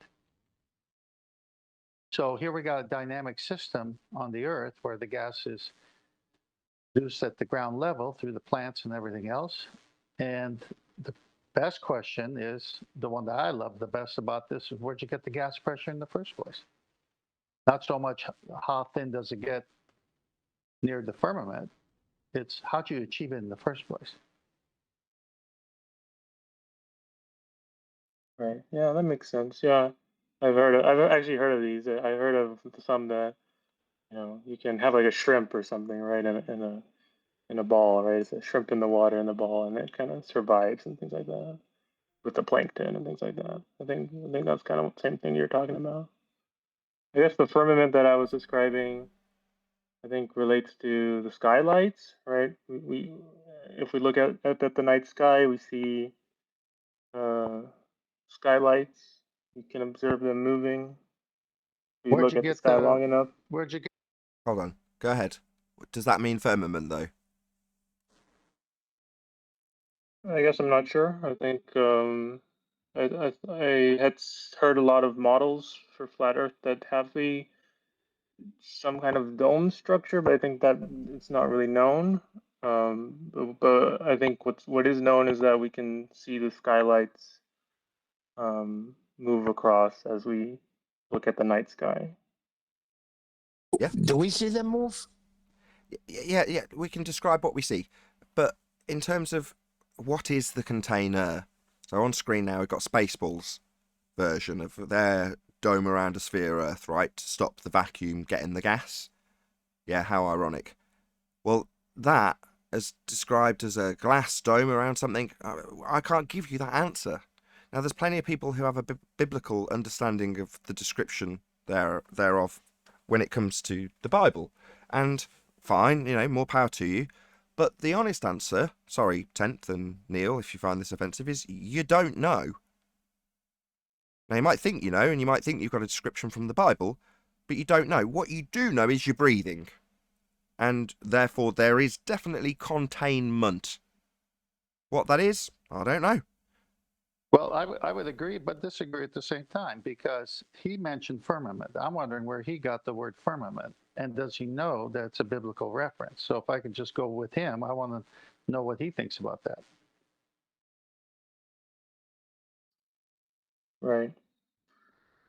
I So think if it's a I meant firmament in the sense that it is a way to, as a description of a container, I suppose. It's like an example of a container, something that yeah, maintains the exactly. Yeah, I opposite don't side. think he was There's the referring earth like side is Bible one side of the wise. container, and then there's like the opposite side, which would be the firmament. No, I'm actually going there, chocolate, with him. It is a container of some kind, and it is referenced in the Bible. But what shape it is, I don't know. All I know is it contains. What's it containing? Well, we can't have gas pressure without containment, so ideally, it's probably working to affect that.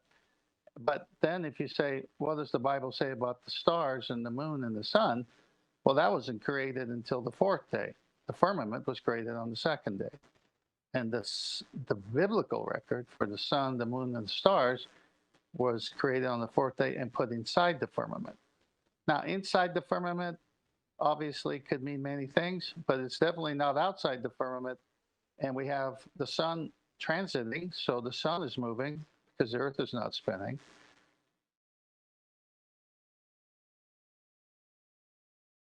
But what happens to the stars?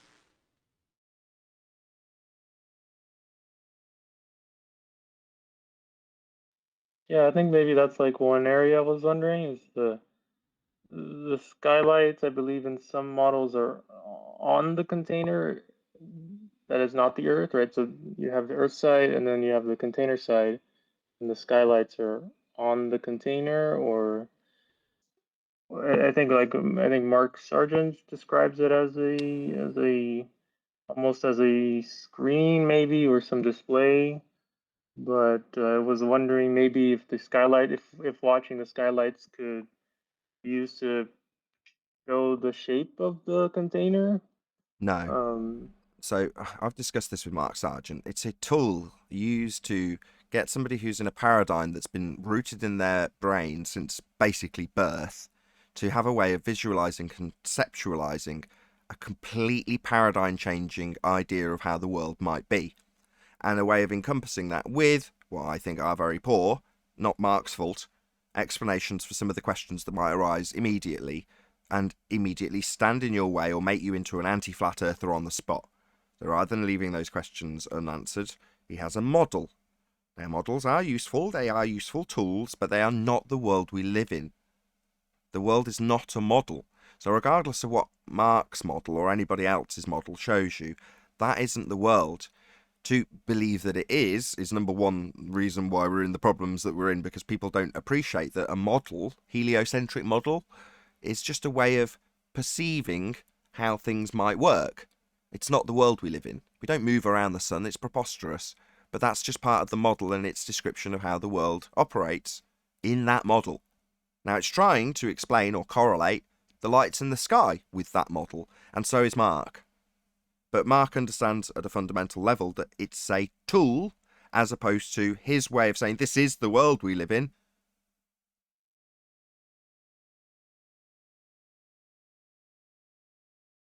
I would Yeah, thanks. echo Yeah, that in I terms think of that Mark. makes sense. I wanted to just to say it. He doesn't get grief off us lot because he's quite honest in terms of the model, and he's also, for me, dealing in a very different realm. He's like probably the reason you've got to hear. But when you are here, then we're honest enough, like Nathan did just earlier, enough to say actually we don't know, but also we don't need a bullshit. And there are biblical people here, and I'm not one of them in the Christian sense, but there's still a lot of information that's yet to be disproven within the Bible. So you could use that to give yourself, like I say, a paradigm, a structure to something, especially if you hold the Bible the way some people do, then it's going to have more reverence to it. But I think the honest point of where we're at is we would say, I don't know. And I think 10th would and Neil would, but it'd be, but I've got a much better guess because I know the Bible is true. So for them, they've got more. But I think from a straight flat earth point of view, religion aside, there is the honest answer is we don't know. We'd love to find out. It's going to be great when we do, but we don't know. What we know is that it's containment. I don't know what the shape is. I don't know what it looks like. I have clues, but it's not other than that. But the whole question is, how can you have gas pressure without containment? So the heliocentric model would have you right next to 10 to the minus 17 torr vacuum of space, and the gas particles wanting to hug the Earth and not fill the vacuum. Well, that's not how gas works. So how can you be a baller? How can you be a heliocentric model person if you really understand gas pressure? Like Nathan said earlier, atmo, air, sphere. Well, saying air takes the shape of a sphere. Well, please show me that. Air takes the shape of a container. Right. Yeah, because even you're saying that even though as like the as you go high, the gas gets thinner, but it can get thinner and thinner and thinner, and you can keep measuring that it gets thinner and thinner. But that's there is gradient still effect. some Yeah, at some point the there's problem some with that, my friend, is that you're Hold on, talking about guys, the pressure. hello? Can you not hear him talking? Go ahead. Yeah, so as you go high, the gas gets thinner and thinner. And while you can measure that it gets thinner and thinner, you're saying at still some point there must be a containment at that to contain the very last bit of gas at the highest point that there can be until you reach the container. Am I summarizing kind of Not the highest bit, idea? just at all. There's the old phrase necessary antecedent. Yeah. We accept we have got gas pressure, and for all of natural law, the necessary antecedent to have that pressure is containment. What that containment is, no idea. But following natural law, everything we do know in reality, containment is required, as you alluded to earlier. We wouldn't keep an atmosphere. I think one of the things he's a bit confused about is the gradient. He thinks that it's going to gradiate off to the point where gas no longer tries to fill the available space. And that just doesn't work. But the reason why you have that is because you have containment. We do have a measurable low-grade vacuum or pipe. It's about 10 to the minus 2 to 10 to the minus 3 torr. We do have that going off of independent weather balloon launches. Now, it depends. It depends. It might vary a little bit with different balloons, with different people using different instruments made by different companies, but it's about the same. But that is all created by the sun. You cannot have either temperature, pressure, or a vacuum without a container. It's impossible to create any of those. The sun is responsible for the gas pressure gradient. Right, you said a good thing there, where it was measured. The equipment was strapped to a balloon. So the balloon is still working up there at that low torr. Yeah, it's still working as a balloon. Just shows you how thick the air is down here, but it's still working as a balloon up there. Eventually, they do break. But it still works as a balloon up there. There's no evidence for the man there. There is no evidence of anything past about 30 to 36 miles. There's absolutely zero actual evidence. After that, you have to listen to NASA. You have to believe whatever NASA says, because after that point, there is no way to get past any measurement. You won't get any actual measurement past that point. Everything past that point is a calculation that's based on a heliocentric model. But as I said, you can't have pressure, temperature, or a vacuum without a container. None of those three things can be attained without a container. A container is the antecedent for those three things. And the sun creates our gas pressure gradient. The sun is responsible for the gas pressure gradient. If the sun went away for a day, the gas pressure would equalize. Did you say there is a vacuum up there? There is a low-grade vacuum, a measurable low-grade vacuum, 10 to the minus 2 to 10 to the minus 3 torr. Don't get too excited about the terminology. Arbitrarily assigning a certain amount of gas pressure, that would be gas at pressure, as a vacuum, merely arbitrary definitions. How many minus torr you've got? Yeah, that's just ascribing a description and saying that amount of gas pressure is actually a vacuum. It's describing a number of molecules, but as I said, just fundamentally, from reality's point of view, you can see the balloon up there working as a balloon still. So there's enough gas up there to hold the balloon up there to give that balloon buoyancy with whatever's strapped to it. Yeah.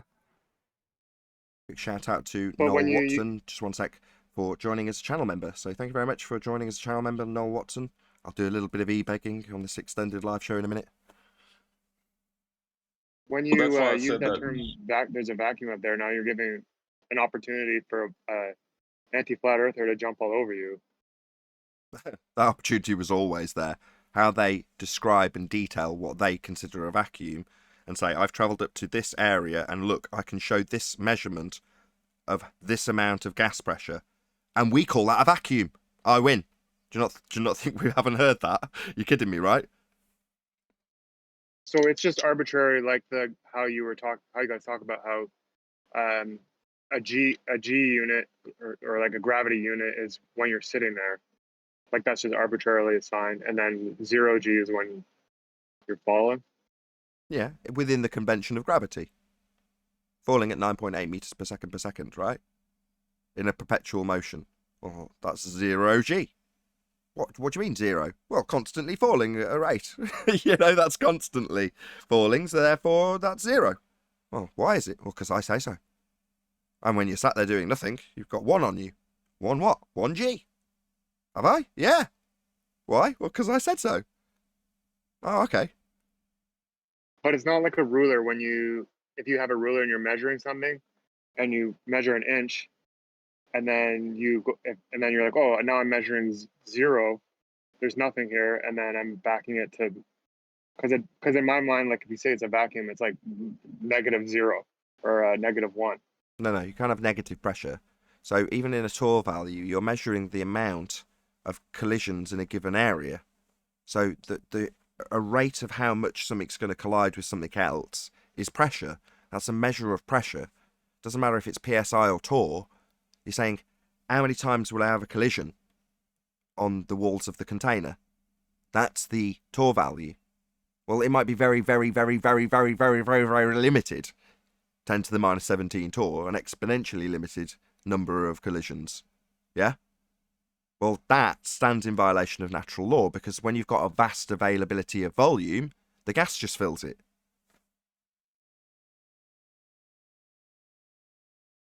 What I'm saying is, in a contained, just let me round that up. What I'm saying is, in a contained system, as we have, or must have, a contained system, it doesn't mean that you can't still reach low pressures. You can. But for the pressures to get to that low level, you first got to have gas pressure. For that system to develop to a point where you can have a very low pressure at a certain point for whatever reason, still needs containment for that to happen. Sorry, Adam, go ahead. No, it was just the point you raised, important to realise that there's no such thing as negative pressure. And when you hear these descriptions with a Tor unit, 10 to the minus 2 and 3, that doesn't mean it's negative. You can't have minus molecules. What it's talking about is basic numeracy, 10 times, or divided in this case because you're using minus, so it becomes 0.002 molecules per unit. Now, obviously, you can't have 0.02, but that's how you describe it mathematically. You'd have to increase the volume to explain how you've got 1 molecule. So at no point is there ever a negative. That's just in terms of the mathematical way of describing the decimal place. It's nothing to do with negative pressure, which can't exist. Did you follow that? The negative 17 bit is just how many times you move the decimal place. It's kind of breaking my brain a little bit. I'm hung up. Each time you move the decimal place, it's 1 order of magnitude less. So 0.1, and then 0.01, then 0.001. Yeah? Each time you move that decimal place, or add a 0, sorry, you're increasing the order of magnitude. Make sense?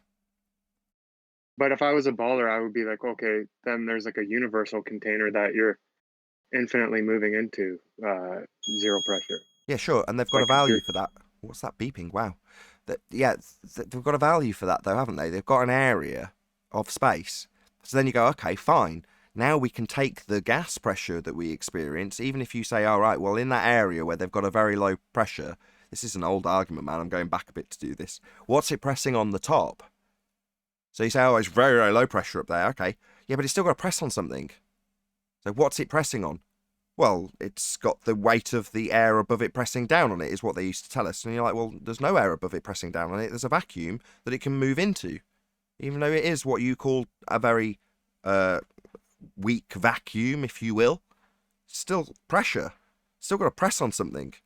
And if all you can do is calculate the volume that it's got to fill, that would be the volume of space. So suddenly you've got all of this gas pressure that we were experiencing and breathing with a massive amount of space to fill. So what's going to happen? Well, an entropic effect. It'll disperse. The entropy will increase. It's a law of nature. So we'd all be dead. So this nitpicking over gas pressure gradients, it's like it doesn't matter. Even if you get to a very, very, very low pressure, it's never going to reach the orders of magnitude that they describe as 10 to the minus 17 torr sky vacuum. But even if you did have a very, very low pressure, it's still got to press on something. Yeah, that was what I was trying to say, is that at no point will, just because you have such a low pressure, will it stop trying to fill the available space. Like, it's not just going to quit acting like gas. You know, we've heard this, I've heard this so many times. The baller concept is that if we're in a container, it's got to be equal pressure at all places in that container. What they're missing is the fact that we're a dynamic system within a containment. And all the air is produced at ground level. And as it makes its way up, Nathan has said, do you see any vegetation on the high mountains? No, we don't. We don't see trees. We don't see anything producing oxygen in the high mountains. So as it keeps going up, then you got Brian coming in and sharing with us about how the sun, and when the sun goes away, the night affects all this. Then you got Adam telling you that it's a number of molecules are less up there versus the number of molecules down at Earth level where it's being produced. They got to get this idea out of their mind that if we're in the containment, it's got to be equal pressure at every part of that container, especially when you've got a dynamic system and the sun heating half the day, basically, and then cool at night. Things change. Indeed. Go on, Chocolate. If we, Over to Brian. I was shocked. Oh, sorry. The only two things that can manipulate gas and its behavior is, number one, a container, and number two is temperature. Now we have constant temperature changes, but we have the highest temperature at the base and the lowest temperature high in the sky. Now you can't have temperature without a container. You can't have pressure without a container, and you can't have vacuum without a container. So it is impossible to have a gas pressure gradient without a container. Because to have a gas pressure gradient, you need a container and you need a change in temperature. And you can't have temperature without the container. So this nonsense about how we have a gas pressure gradient means that it continues to dissipate and become, or to go lower in pressure and become 10 to the minus 17 torr out in the middle of heliocentric space, is a load of rubbish. You can't have that. You can't have a gradient without a container. And you can't radiate the gas then without temperature. Perfect. Adam, these are just physics facts. Adam, did you have a point that you wanted to add? If you have, I'm hoping you'll hold that thought. I'll hold that thought. Perfect, because I'm going to do an urgent e-begging appeal. So as administrative errors go, I've made one, and it's caused me to be slightly financially screwed. Hopefully temporarily if I can correct the error, but it doesn't change the fact that I've made a mistake and it's caused me problems. So if you were considering supporting me, just so happens that now is the time that I'd really appreciate it more than ever. Not that I don't appreciate everyone who supports me via the Super Chat and via Patreon and via PayPal and all that good stuff. But if you were considering supporting me at the moment, I really would appreciate it, because I've ended up losing several £100 due to an error that I've made filling out a form, which isn't anybody's fault, but nevertheless, it's very difficult to run a YouTube channel, even if you've got a massive audience, and make you a living and do it full time. I do this full time with a relatively small channel, so times are always tight, and occasionally that means I have to e-beg. Humiliating though it is, it's just the way of life. So if you were considering hitting that PayPal link in the info box, now is the time to do so. I'd really, really would appreciate your support. And so that this doesn't get left in deafening silence, I'm now going to ask Adam to carry on with the point so it doesn't really interrupt the flow of this discussion. But thank you everyone who supports me. If you did happen to want to hit the PayPal link, I'll say it one more time. It's in the info box. Don't be shy. Shiny, shiny buttons. Go ahead, Adam. Okay. Yeah. Well, first of all, smash that super chat. Secondly, I totally agree with everything Brian's saying. I think from a flat earther's point of view, that the humility point again, have to come in and you have to say, I don't know with certain aspects, because what we've described is an ever increasing gas pressure. And we do know it's a dynamic system. So I would suggest whatever's going off at the top is balancing this out. You know, we can see that this containment, we can see we're producing gas constantly at the bottom level. That explains a lot of stuff.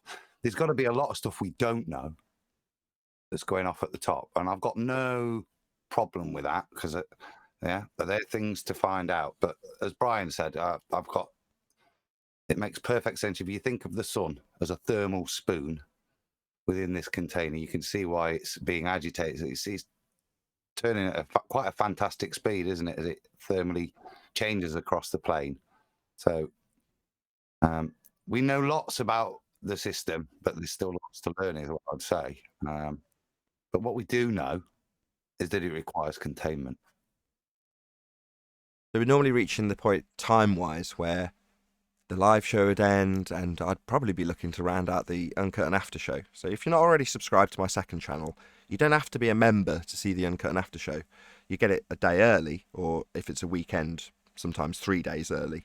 But it still goes out eventually on my second channel. So subscribe today. I'm sure there's links for that as well below. But on the Uncut and After show, typically when we get to about the 2-hour mark, that'll be when some person who's, let's not be derogatory, partial to a bit of globe belief will jump in. So I've kept the show live.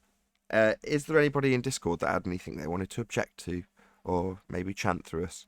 Feel free. Check you're all off mute while I'm doing this. I'm not sure you are.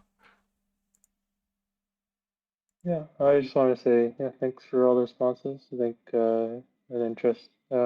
I think someone mentioned the weather balloon measurements. I think that's an interesting point, right? That if we could build a better weather balloon, we could take measurements even higher up and measure even lower points of pressure and kind of understand more from there, I guess. Well, if you could go higher, that's the problem. Hold on, I just need to get in control of this guy. See if he actually wants to say something. His mic's wide open, and every time I take him off mute. Sign, can you hear us?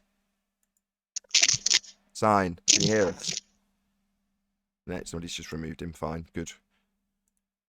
Sorry about that. Okay, you're all off mute in Discord. If anybody wants to add anything, now's your opportunity. Feel free. I just want to play baller for a second. Okay, fair enough, Eric. So I would just like, if I was that still a baller, I would just be like, well, maybe the place that they're claiming to go to is a container. It's just a super massive container, like the edge of space is the container, and that the gas pressure is remaining here because of the sun. And then the reason the gas isn't expanding super far out into space is because the temperature is so low that the gas is expanding out there, but it's going so slowly that it still stays in the dynamic system and gets brought back down by all the changing dynamic system. That's just how I would Brought think. back down. Then they wouldn't call it a vacuum of space, then, would they? No. Exactly, and that's not what they're Hold saying. on. What you've described is a violation of how gas actually behaves, though. So for it to slow down, stop, and come back down again, you'd have to reach absolute zero. But wouldn't it be able to get, because the temperature would be so low that the speed would get so low that it could like bounce off of the other air molecules. So the air coming out behind it could like bounce off the preceding air molecules. It depends. Are you arguing from a globe perspective, i.e. there's no particulates to bounce off of and 10 to the minus 17 Torr vacuum, there's nothing, what are you going to bounce off? If you're saying it's going very, very, very slowly, yeah, in whatever direction it's travelling, okay, let's say I accept this, okay, it slows down. It's still travelling in one direction until it collides with something though, isn't it? So all of the gas that we experience is just going to follow the effects of entropy, and we're going to still lose all the gas. You saying it slows down, well, it's still going in that direction. It's not, as you describe, reaching zero and then coming back down again. That's not how gas behaves. But gas is being created here, so like it can be created over and over again. Yeah, but hold on. Have you got any idea if to sustain gas, if it was ever increasing into the sky vacuum with dispersion, we'd have hurricane winds coming out of the ground just to keep us maintained with gas pressure at that rate. It's ludicrous. That's I was just going to say. That's that big fan belief again.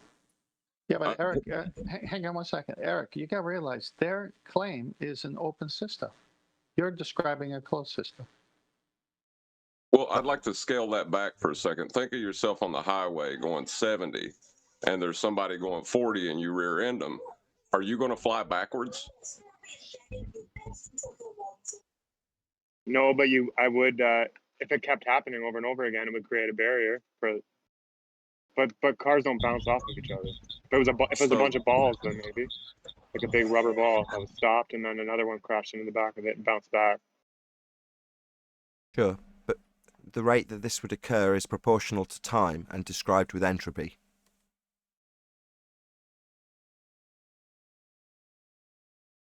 Yeah, I know. I'm just trying to, because this new vacuum thing that Brian said, it's got my mind thinking, and I'm just trying to think about it. I don't know. Yeah, but okay.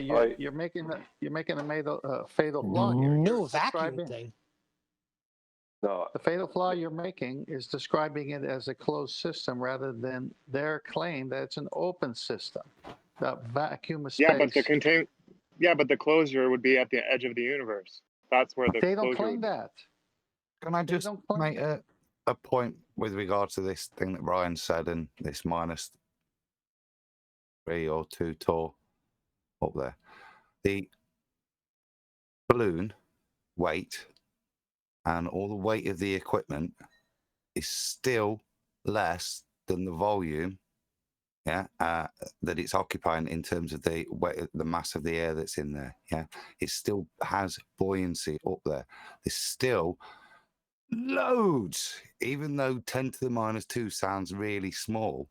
There's still enough to give that and all the equipment buoyancy. Do you all follow what Adam's saying? He's saying that even at 10 to the -2, there's enough particulate gas to smack against stuff to keep it buoyant. In other words, there's loads of gas pressure at that level. Calling it a vacuum is arbitrary. Yeah. Can we make a bigger balloon or a stronger balloon and take measurements? If we had a stronger balloon, could we take measurements even higher up? Is that possible? I think they've see, the problem they have is, sorry, Adam, do you want to go? And Just a quick answer. Yes, of course, if they can get a higher tensile strength balloon, but what's happening when the balloon bursts is the internal pressure has become greater than the external pressure, and the resistance of the balloon, so eventually it's going to go, but you could go higher with greater tensile strength, couldn't you? And does that make sense? But there would, is there a limit? I don't know, because do you reach the top if you've got sufficient tensile strength? What's limiting at the moment is the thing that the balloons burst. That's what's restricting measurements. I like how Adam subtly dropped in that you don't know if it might hit the top, and that's a very good point. Now, you've got to get back to ground level basics when it comes to this stuff, right? What are we talking about in this discussion? Well, the nature of our reality, which we have most certainly been lied to about. What's the key thing we've been lied to about? Well, what heaven is, what the sky is to them, what the nature of our reality is. A lot of that is about what the sky actually is, claimed to be 10 to the -17 Tor area for you to travel to lights in the sky. For all we know, a bit more tensile strength and a little bit more helium and a bit more space for it to expand into, and it hit the roof, for all we know. Well, the thing about it is the argument about the tensile strength. If you think about that, that is a debunking of the globe claim, because it just shows how powerful gas behavior can be due to pressure differential, because they can only fill the helium, the weather balloons that they do send up so much. They have to leave them somewhat limp, because that gas inside is going to expand as the pressure outside becomes less, that the helium will expand more inside the balloon, and that's eventually what. So it's the lower pressure eventually breaks the balloon. That's basically what happens. Quick shout out to Capano 5150. He says, "We can be poor together, Nathan," after smashing the super chat and giving me $5. I really do appreciate it. I'm going to make another quick note as well. There's 190 people watching, which is the largest audience I have had since COVID. So when COVID hit, my audience figures plummeted. I mean, I thought it would be happy days. Everyone's at home, right? Everyone's going to watch me. Not at all. My figures took a massive hit. Now, 190 people watching. I only kept the live show going because I wanted to do a bit of extra e-begging. I've made a tax error and it's cost me dearly. So smash the PayPal link. But it's nice to have a decent sized audience. I mean, wow, brilliant stuff. Happy days and welcome to all of you who've just joined us live. This is a non-typical thing. We don't normally have an extended 2-hour live show, but today we are. Well, I came on because of COVID, so great. Oh, I didn't know that. You joined at the beginning of COVID. All right. That's correct. So you went on lockdown and then saw the show. That is very reassuring. Obviously, completely pisses on the bonfire that I just lit, but there we go. Well, I'm the only one. No, I listened to the show way before that, but I joined because I was bored out of my mind. Your YouTube numbers are being manipulated. People actually do watch you, Nathan. Did you want to say something? Hello, world. I want to say, yeah, thanks for the explanation about the tensile strength. I think it got me thinking about, I think the other show, you know, the Bezos and stuff. Is there other ways? Like there's balloon measurements. Would there be like a way to take a measurement if you use the rocket and like let go of a balloon that once the rocket gets like goes really high up, and then you let go of the balloon at that point? I don't know. It's just a thought. Well, That's what it's all about. Anything. So, go ahead. I'm just saying that wouldn't change anything. You'd still have to have the tensile strength, and you still have to have limited helium in it and tensile strength, because at a low pressure, it doesn't matter the pressure. There would be the same issue you'd be running into, which would be the low pressure outside, causing the helium, the limited helium that's inside it, to expand the balloon too much, and that's why the balloon ends up breaking. Right. What if the rocket could go even higher than the balloon?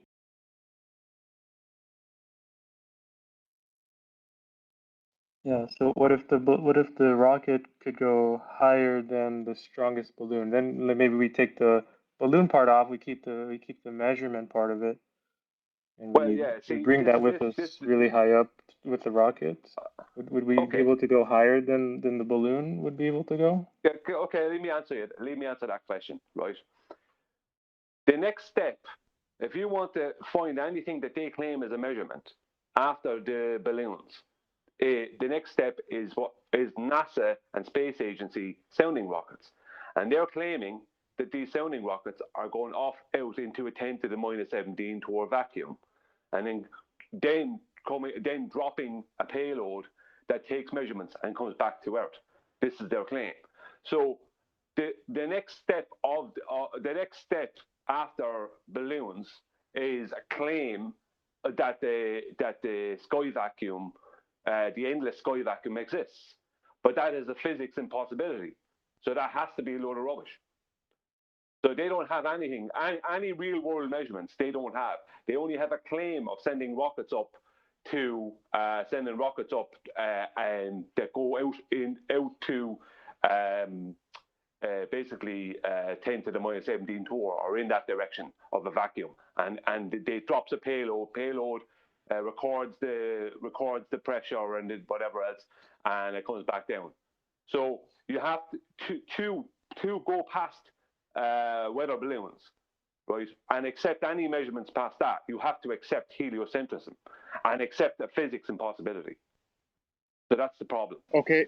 But you're saying the sounding rocket goes to 10 to the minus 17 Torr. But what about that helium balloon that you mentioned? It measured, what was its measurement? 10 to the minus 2 to 10 to the minus 3 Torr. which would be So how can we? which would be nothing compared to the 10 to the minus 17th one. So at what point is it? At what point in between those two measurements am I like, oh, that's absurd? Why is the first one correct? Like that's possible to achieve, but the last one isn't. At what Because But the do I? last one is the because it's a physics of delta. possibility. Because it's a delta. That's why. So earlier, Adam mentioned necessary antecedent. So the order these things will occur in is first containment, then gas pressure. That would be gas pressing, then gas pressure gradients and dynamic systems.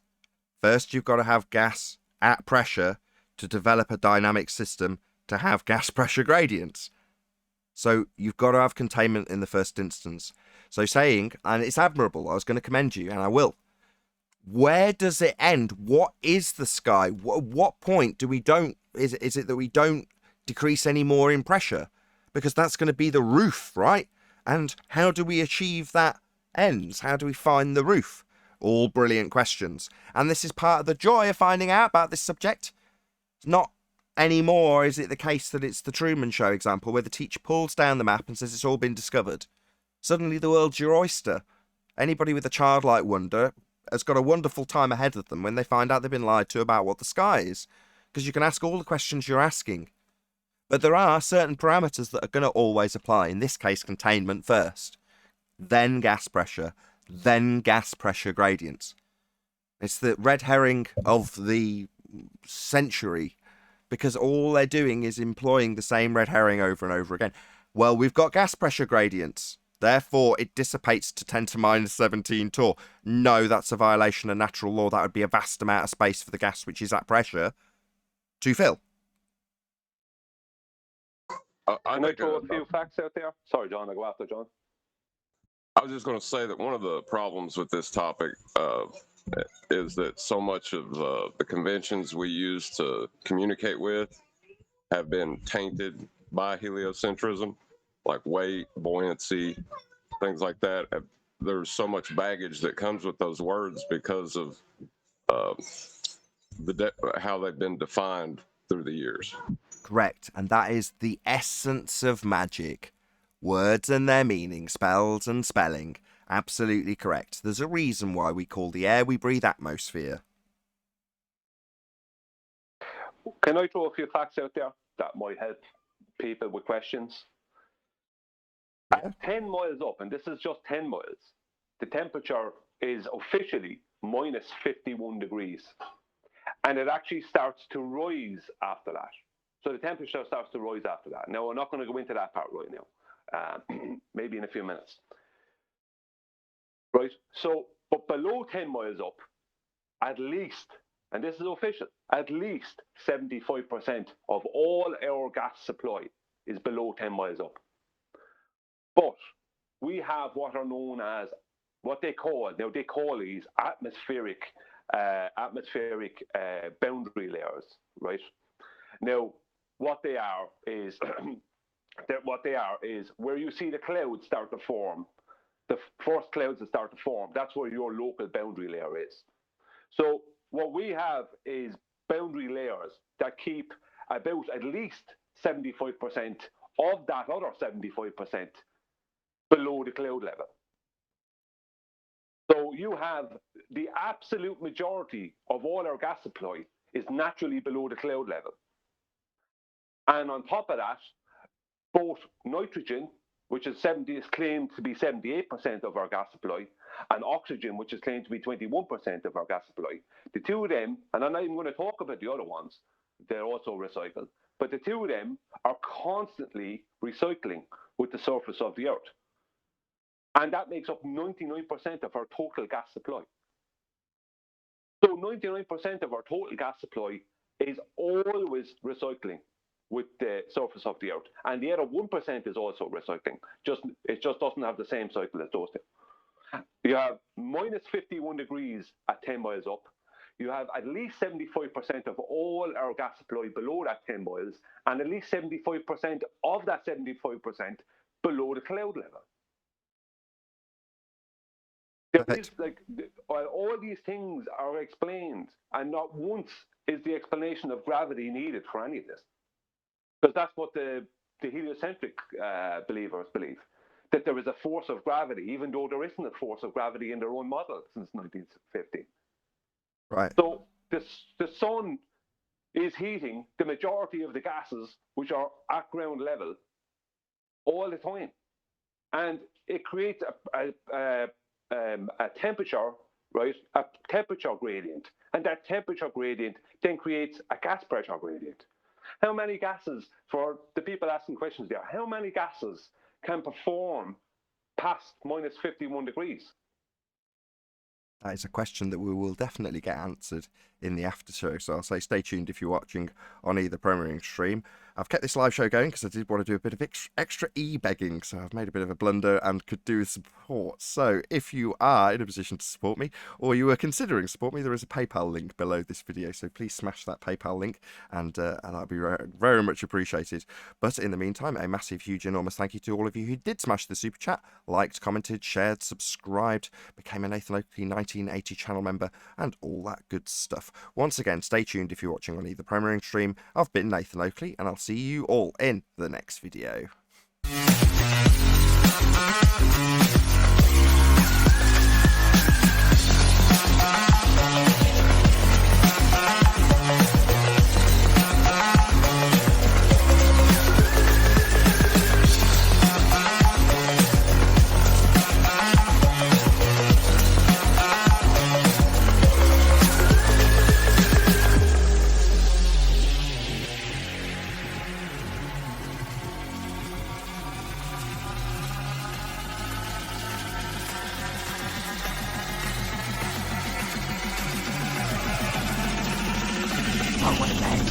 What a lovely day!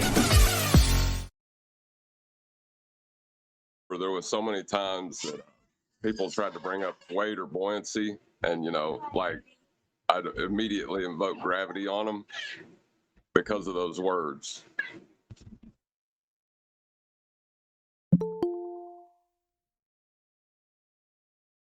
I'm wondering where the Danny guy is with the proof of Earth Somebody case. just He's in here. He's here. Yeah, mate. No one wants me on for some reason. wait, Nathan's Hold on a still sec, Danny. Danny, What was that? hold on. Yes, Nathan, bud, I'm is here, man. something. I'm here. Purchase, I'm here. You're not recording, are you? I was going to. If you don't want me to do it, I'll stop. All right, that's just making sure. No recording.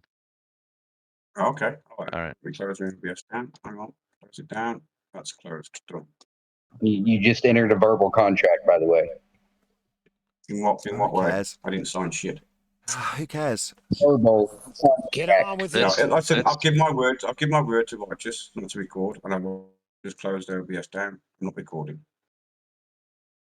Either way, I've forgotten what the guy wanted to send you in for now. Is it Danny? It is, Nathan, yes. Can you remember what the guy paid to send you in for? Because I can't. No, I can't either. I wasn't listening to him, to be honest. Hold on, I think someone else. Who was that? Go ahead. R. He's got measurements of R. I did ask that question. What is the flat Earth's measurements of R? Yeah, I'd like to know that. Sorry, say that again.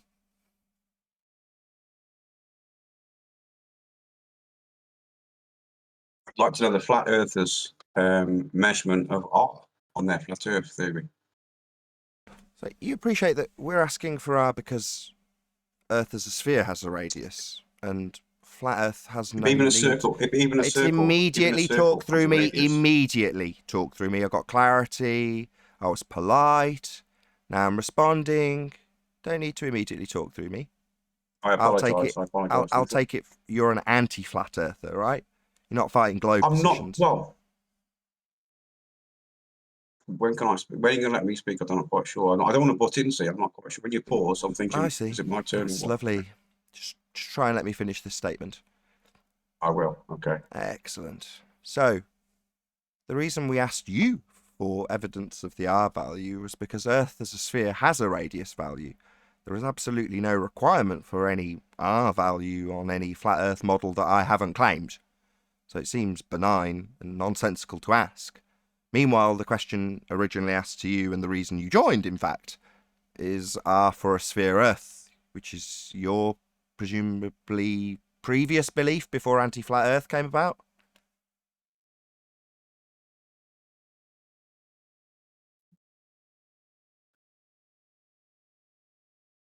I don't know why I should think it's flat. That's why I'm here to you to tell me, because I've experienced different to what you're telling me. So I'm here to experience of what and why you think it's flat. That's what I'm trying to get at. Maybe. Okay. It's obviously, observably, measurably and navigatably flat.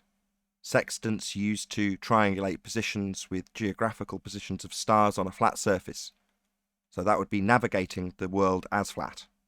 Google Earth. Feel free to draw out any elevation profile depicting the land we dwell atop. There is no drop. There is no 8 inches per mile squared curve. The assertion that there is an 8 inches per mile squared drop is utilising a begging the question proof of nothing perspective hijacking Earth curve calculator, which puts your view in orthographic to remove perspective and utilises a physical geometric sphere edge for a horizon to assert things are being blocked by a non-physical position we call the horizon, with a geometric position that only exists in your maths and has been debunked. So that is why we assert it is flat. Okay. Can I share a screen? How do I do that? How do I share a screen on Discord? What do you want to share? I want to show you the picture that I made up for you of what I experienced in my life.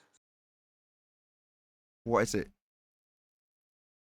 It's a little sketch of how I, on a boat, sailed away from the land, and can give you an idea of how I know, or I think, believe, it's curved. I see. Do you want to post it in the live stream chat? And somebody will hopefully get it on screen from... Okay. Hang on then. 2 seconds. Cool. Got diagrams. Wonderful. Pre-made, no less. Well, it's just a little sketch, a little poxy sketch on paint. You know, it's not an artist. No, I'm not expecting Picasso. Don't worry. We're used to Rumpus's diagrams. Can somebody in G Plus let me know when they can get it up on the screen? That's shared? Oh, Adam's got it. Put an image? Oh, plus, there it is. Plus, thank you very much. Upload file. Perfect. If you can just give me a couple of seconds, I'll get it up on screen. Just bear with me. I'm just waiting for it to post. Yeah, I want some posting it now. Let's get the sketch up. Where is it? There it is. All right, there we go. So click that, open, and that should go in there.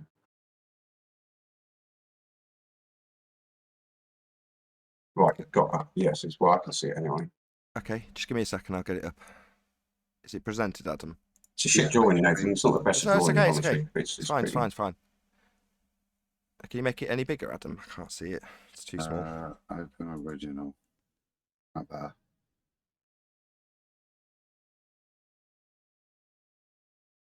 Good enough. That's full screen, yeah. Most of you see that though. I can. Before we go, just let me get clarity. So, on your diagram, you've got a position that's marked as line of sight. Yeah. Is that where you would? Is that where you would stand? That's where I was on a boat. I was sat. If you look at the boat on the right hand side. Yeah. Okay. Before you launch into it, just got a couple of questions. Can you explain is this compared to a picture that you've took, presumably? No, this is just purely me in paint trying to give you what I experienced, nothing more. If you read the red writing, it says it I all see. there. So I got you now. So what this is trying to represent is how you experience the world. Can you tell me, in your experience, when have you ever seen the sign of your own head? The sign of my own head? Yeah, see in this picture. Is that what you just said? See in this picture, you've got the side of your own head and you're looking from, if this is a curved earth as the example, several thousands, if not tens of thousands of miles away from your actual viewing location. So my question, when have you ever seen the side of your own head from 90 degrees from where you stand? Is that something you experience often? I don't know where you're going with that. I'm not looking at my head. I'll ask again. I'll try slowing it down.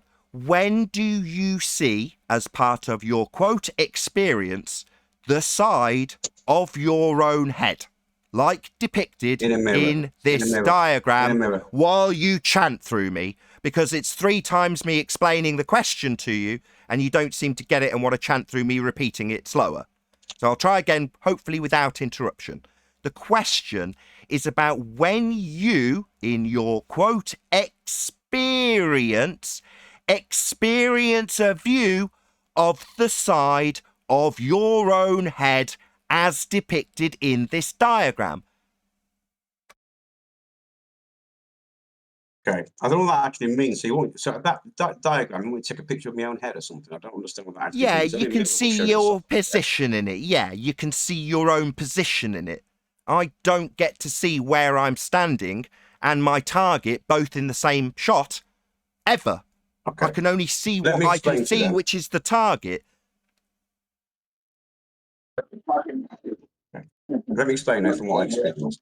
Okay, I go fishing quite a lot, Nathan. Shh!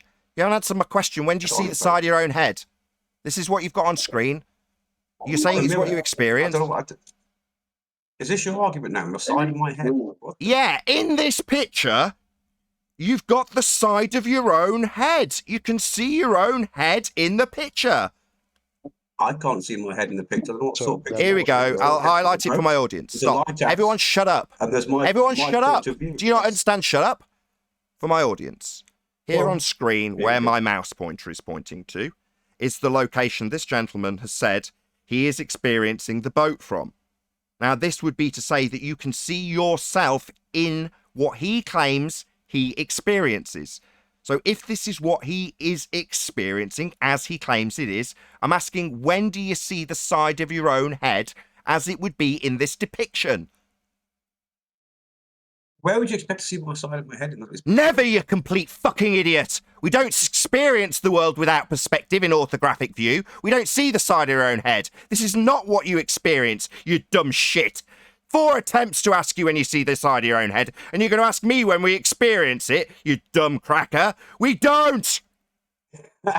Laugh it up, you fundy fuckwit. So immediately before we've even got to your example, we don't experience this view, clown shoes. Why would you assert that this is what you experience? It isn't. Kicked off, as expected, within 30 fucking seconds, you've kicked off. Right? I'm giving you what I experienced in my life. You do not experience the side of your own head, idiot. What part of that don't you understand? This is not what you experience. You're just dumb. My eyes was looking back towards a lighthouse. You're seeing the side of your own eyes in this picture. You can see your own bloody eyeballs. You're seeing the side of your own head, mate. You can see the side of your eyeballs. When do you ever get to see your own eyeballs, which is what's depicted in this image? Answer, which you asked to me when you couldn't answer it yourself. Oh, well, why would I be asked why I'd see the side of my own head? Because it's in this diagram, that's why. You don't see the side of your own head, that's the point. You don't see the world like this. Exactly. So this isn't what we experience. So this is a stupid diagram that's excluded perspective and put the world in Muppet vision, where you see the side of your own head. That diagram you can't explain. Oh, read the red. Can you read the red? Sorry, can you stutter a bit more about the fact that we don't see the side of our own head and this is definitely not what we experience? Do you want to stammer and stutter around that bit more? Please, just read it out. Just stutter and stammer about the fact that this is not what we experience. That's about the 7th time I've said that to you. Do you want to keep babbling through me? Can you please explain this? It's your bloody claim! Burden of proof reversal fallacy. This guy's a complete idiot. It's literally what I expected, Nathan. Thank you. Sorry, it's your claim. You've just asked me to explain your claim. Yes. No, that's a burden of proof reversal fallacy, you dumb idiot. Like all globe believers, you think you can present a claim and then ask me to present it? No, that's just stupid. I'm asking you to explain this. I know, and that's called a burden of proof reversal fallacy. That's the 3rd time I've told you. You're just too stupid to get it. Explained it. You've not explained shit. I know, I don't need to. It's not my claim. Why would I explain your claim? Can I add something? Well, because you're claiming it's flat. No, I'm not claiming Jack. I'm asking you about your claim and why we're seeing the side of your own head. Not my claim. I'm not claiming anything. My head. My God, is that what you... Yeah, oh my God. No, I'm not claiming this. I'm not going to explain it. It's your claim. It's failed because you've said it's what we experience and we do not experience the side of our own head. Right, can you see the side of your head? No, that's why this is not what I experience, and neither is it what you experience. That's my point. Yeah, maybe ask me to answer my own point like it's going to be a winning argument for you. That's right, mate. Your diagram doesn't represent what we see. It's not what we experience. I'm asking, no, because you haven't been on a boat, Nathan. That's why. Oh, right. Not going on a boat means I don't get to see the side of my own head. I have absolutely been on a boat multiple times, but yet you can divine where I've been geographically and what transportation mode I used, because you're psychic, aren't you? You know that I've never been on a boat when I absolutely have been on multiple boats, and I definitely didn't get a view of my own head when your segue away from the point that you've lost is to say I haven't been on a boat. I haven't lost no point. Yeah, you have. You've reversed the burden of proof, and you've presented something you've said you experience with a view of the side of your own head. I keep talking over all you like. When you finished, I'll speak. Bro, you said you experienced this, and when asked when do you experience I it, you experienced said, this in my life, so I'm asking people to explain this. Why would I experience this if it was? Explain what you are experienced. Can you explain what you experience? It's in there in red writing. Can you not see it? I sailed You away. experience that 3 lines. You experience Let that me 3 finish. lines. You're another Nathan. All right, let me speak. I am sailed not Nathan. away. That's what that means. Well, you sound like it putting in. I sailed What away that mean? on a What that boat. mean I'm All not right, here we Nathan? go. See, what this dick is now doing is decided, regardless of my objections to his point, which he's ignored and rumpused, and then projected that rumpusing and interruption and basically descending the entire thing into chaos, he's going to project that straight onto me. Then ignore the point I've made, which is we don't experience the side of our own head. That's not what we see. We don't experience the world like this. He's going to ignore that and plough on with his point. Regardless of any objections, he's going to chant straight through anything that's objecting his point and make his way to the end of his point regardless, because he's a zealot. Chant it. Can I add something? Oh, me. A zealot. I'm muting him because I want to add something quick. May I add something quick? Just a sec, because I'm going to have to shoot. It's me, bad concept, but I'll leave this diagram up when I go. I won't drop out. I just want to look at it, and it's took me a while to figure it out. But to answer your question, the point is that the lighthouse diminishes in size to the point that it disappears. Yeah, via optical resolution, you can no longer resolve it because the angle to the lighthouse is significantly less than the angle to the reflection of the light in the clouds. Okay, and I'll mute up and I'll see you all guys tomorrow. Thanks, Adam. All right, So later. why can I see the lighthouse in the clouds above me? Hang on. Hey, I owned a boat. Nathan's been on a boat. I had it for almost 3 years. I'd go to the Pacific Ocean on a weekly basis. I never see the side of my own head. So you said that it works on the boat. Well, it doesn't work on the boat. Yeah, All right, can I add nobody something? ever sees this. Righteous has asked about Guys. 3 times, Arwin. Go ahead, Righteous, then Arwin. This is very simple. Even if we did have that viewpoint he's drawing from, we would never see left or right curve. So that's like a total straw man. That is never ever seen, ever. It's not really a strawman, Righteous. It's what I experience in life. What, side of your own fucking head that you've ignored about 8 times? No, you don't. You never get to see this view. You don't get to see what you are seeing and yourself in the same view. This is an experience that you cannot achieve. You haven't experienced this. This is not what we experience. Every time I point it out, you just chant and fundy mute me. Maybe if Have you got a boat, Nathan? muscle. All right, I've got a Nathan, family have you member got that a had a boat. Yeah, I've got a family member that had a boat. It's called Why? WYSIWYG. Okay, It's cool. called. Have you ever- It was called WYSIWYG. What you see is what you get. That was what the abbreviation for the boat my brother-in-law used to own. He had several. Have you ever owned a boat or had a family member with one? Yes. All right, that's fascinating. Lovely that we can catch up on these things. In neither of our experiences will we ever see the side of our own heads. No, I don't know what the side of your head's got to do with it. Well, it's in this diagram. That's why I'm asking about it. I'm seeing the side of my own head. I'm asking why I'm seeing it, and you don't seem to understand why I'm asking. Well, it's in your diagram, mate. In the diagram, we see the side of our own head. Yeah, that's right. We've got a line of sight to a target and us in the image. So we can see us and the target at the same time. No, you're sat on... Yeah, there's me in this diagram that he's saying, nah, we're not seeing ourselves, even though here's us. And according to this description, line of sight. So it's from here we're seeing from. I clarified that with you immediately. So we're seeing this as the position we stand at. You said yes. Well, no. So we're seeing ourselves and the target. We see the boat and us. Never will that be experienceable. You've ignored me 9 times. I did it. I experienced it, so I have. No, you didn't. You didn't see the side of your own head. That's 10 times. Side of their own head? What's that got to do with it, Nathan? What's that got to do with it? It's in your diagram. Yes. Yes, it's in your diagram. My, I'm sat on a boat. My diagram's got my own head in it, but what does that got to do with it? Talking over me, you dickhead. I'll do what I like. It's my show. And when my point's ignored 10 times, I see it as my right, on my own show, shockingly, to do whatever I want. It's mine. I'll do what I like. You can chant through me and tell me that this is your experience with the side of your own head in this view, along with the target. It's the side of my own head. Yeah, that's right. It's got the side of your own head and the target at once. My eyes, not the side of my head. My eyes, mate. Oh, and you get to see. Oh, I see. And we get to see our own eyes, do we?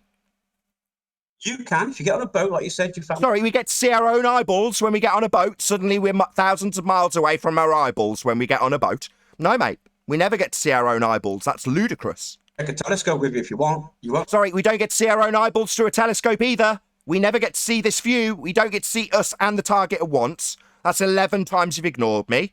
Maybe just chant your way through me. Okay, now explain to me, Nathan, like how I can see the lighthouse in the clouds above me on the boat, but I can't see the lighthouse itself. Explain that to me, please. Sorry, there is no lighthouse. This is a diagram of the side of our own heads. So the example being utilised that you talk through me every time I rebut is an example that has us and the target at the same time in the example. That's 12 times. We don't get to experience the world in this way. And it doesn't seem to matter how many times I explain that you don't get to see the side of yourself and the target you're viewing at the same time. This isn't a view we can achieve. You just start talking through me every time I say it because it's so painful. You're talking shit. You're talking. Oh, talking shit. I do get to see the side of my own eyeballs. You are. I do get to see the side of my own eyeballs. Oh, God. Until you've done what I've done, you've got no dog in the race. You can't even comment on it. Until you've done what I've done, you can't even comment. Well, maybe say that a third time. Until I've done what you've done, I can't comment on the fact that I don't get to see the side of my own head. You can speak stupid all you like. I mean, yeah, you can say that we see the side of our own head as per this diagram all day long through me. The side of my own head. Yes, I'll show it on screen right now. Here it is. There it is in your diagram, something I never see. And I can't see the lighthouse anymore. But sorry, not the lighthouse. Let's not worry about the lighthouse in this depiction where you're asking why a man we're seeing can't see a lighthouse when we observe him viewing something, because you're saying this is your experience, and that's wrong. Which means wrong. We don't see the side of our own heads. That's the 13th time I've told you that. And no matter how many times I tell you, you don't like it. No, because you're telling me absolute rubbish. Oh, really? I get to see the side of my own head when I jump on a boat? That's not rubbish. That's just not this view in this diagram, and you don't like that. Ask you a question. Oh, No. I'm going to tell you that we don't see the side of our own head, making this example completely benign, stupid, irrelevant, because we don't get this view to have the example make sense. We don't get to see us viewing things with the side of our own head in the shot. That never happens. Doesn't matter how many times you talk through me to try and get around listening to this. That is the 14th time I've told you that. Side of your own head. You can tell me 100 times. Okay, we don't get to see the side of our own head. That's 15. I'm pretty sure we will get to 100 with you. You are a chanting fundy zealot. You could tell me 1,000 times. I know. I couldn't tell a chanting fundamentalist religious zealot that we don't get to see our own head 1,000 times, and you'd still want to make your example that utilises the side of your own fucking head. I know how zealotry works. It means that no matter how many times you're proven wrong, it doesn't matter if it's 1,000 or 10,000, you will still tell me that I experienced this view for this example, which has the side of my own head in it, and we don't experience that. I'm glad you can see a head in that picture, because I can't see a head. Nathan, can I ask him? Sorry, I asked you immediately, first question, is this representative of where you stand? And you answered yes. Are you going to now lie and say when you clarified that that's where you're standing and that's your vantage point, that actually isn't? Because you seem to be contradicting the very first thing I asked you, making you a liar. Did nothing, Nathan. You clarified that that was the position you were standing at when I asked you. When I was on the boat. Sorry, you clarified that that was the position you were standing on when I asked you. Are you going to lie? No, I'm not going to lie. Just talk. So it's not the position you're standing at, as you clarified? I stand on a boat, Nathan. What don't... in this picture, you're seeing yourself standing on a boat, though, aren't you? It's not the vantage point you have, and when asked if this represents the vantage point of someone standing at that location where I waved my mouse, you said yes. And then from there on in, we had a lot of chanting. Right, this is the first one. I've got 3 questions for you. This is the first one, Nathan. Really? Wow, well, you've done terribly. 0 for 1 so far, my friend. We don't see the side of our own head. You think you should just move past this after 14, 15 attempts of me pointing out that this isn't the vantage we ever experience? Move on to the next crap claim. You've not won this one. We don't see this view. This one? No, I've won this one. No, I've won it, mate. You kick him out. It's delusional. Why is your line of sight going from left to right in this diagram? What I've done there, you can't get it in your head. All right, he's asked you a question. Sorry, stop. We'll see if we can get this answered. He's asking if you can achieve a line of sight that is on the horizontal plane in your view. How can you achieve a line of sight that's from left to right when the line of sight, i.e. seeing things, is from your eyeball to the target? And that does not involve you seeing your own eyeballs. It involves you seeing a target, not your own eyeballs inside profile. How are we seeing from left to right? Your own eyeballs is different, though, isn't it, to the side of your head? Well, we're seeing the side of our own head. That's my point. What we see out of our eyeballs isn't the side of our own head and a side profile. Yeah, that's kind of my point. Do you think that trying for a second time to throw my argument back at me will make it your winning argument? It's still my winning argument that demolishes your claim that somehow I need to justify how we'll see a lighthouse when the claim involves Muppet vision and seeing the side of our own head. That's 16 times. Of course. I made it all up. Yes, I didn't do that. Is what you're saying. Is that what you're telling me? Yeah, you did. You did make up seeing the side of your own head. That's correct. Unbelievable. This is not Nathan. The line of sight in this diagram is going from left to right. When do you ever see left to right? Both. Yes. Sasha. Okay. Sasha. What he's attempting to do is to send Discord into chaos, and you're helping him. No, I'm not. I'm asking you a question, Nathan. Yeah, you're not going to be asking the questions. I've asked whether or not you ever see the side of your own head. That's the end of this argument. We don't. So what you think you're going to launch into your barrage of questions and fundy muting, and you're the second and third question when you haven't won your first, haven't acknowledged in 16 attempts that we don't see this view, we don't see the side of our own head, making your question benign. What, you think you're going to take charge and be the one asking the questions here? No, dipshit. I haven't asked the second and third question yet, Nathan. Yeah, you're not going to get to either, because your first attempt hasn't been conceded. 17 attempts of me pointing out, I know you've already told me that it wouldn't matter if I told you 1,000 times that you never get to see the side of your own head as per this depiction. You won't accept it. You're a fundamentalist religious zealot with a globe belief. Doesn't matter how many times I tell you, right? 1,000 times, who cares? If he explains it, will you stop interrupting him? Can I finish my sentence only? It's short. It will not make mess, Nathan. No, I want Nathan to explain it without this guy interrupting No, him. I want to finish my sentence. 10 seconds. You said that you are on the boat. You said that you are on the boat. That means that you cannot have that view what you draw on the picture. That is somebody else viewing you on the boat. Do you understand that? No, you're wrong. No, he's right. That's precisely what this diagram depicts. Us in the third person viewing you as the second person viewing the target, first person. So you've got a view of first person represented in the third person. You're looking at the side of your own head. That is precisely what is going on. He's correct. We're looking at an observation taking place. It's not the observation. Hold I'm on. looking at the lighthouse. That's incorrect. My view is what you draw, and your view is what you said that you are seeing. Yes. That is point. Yeah.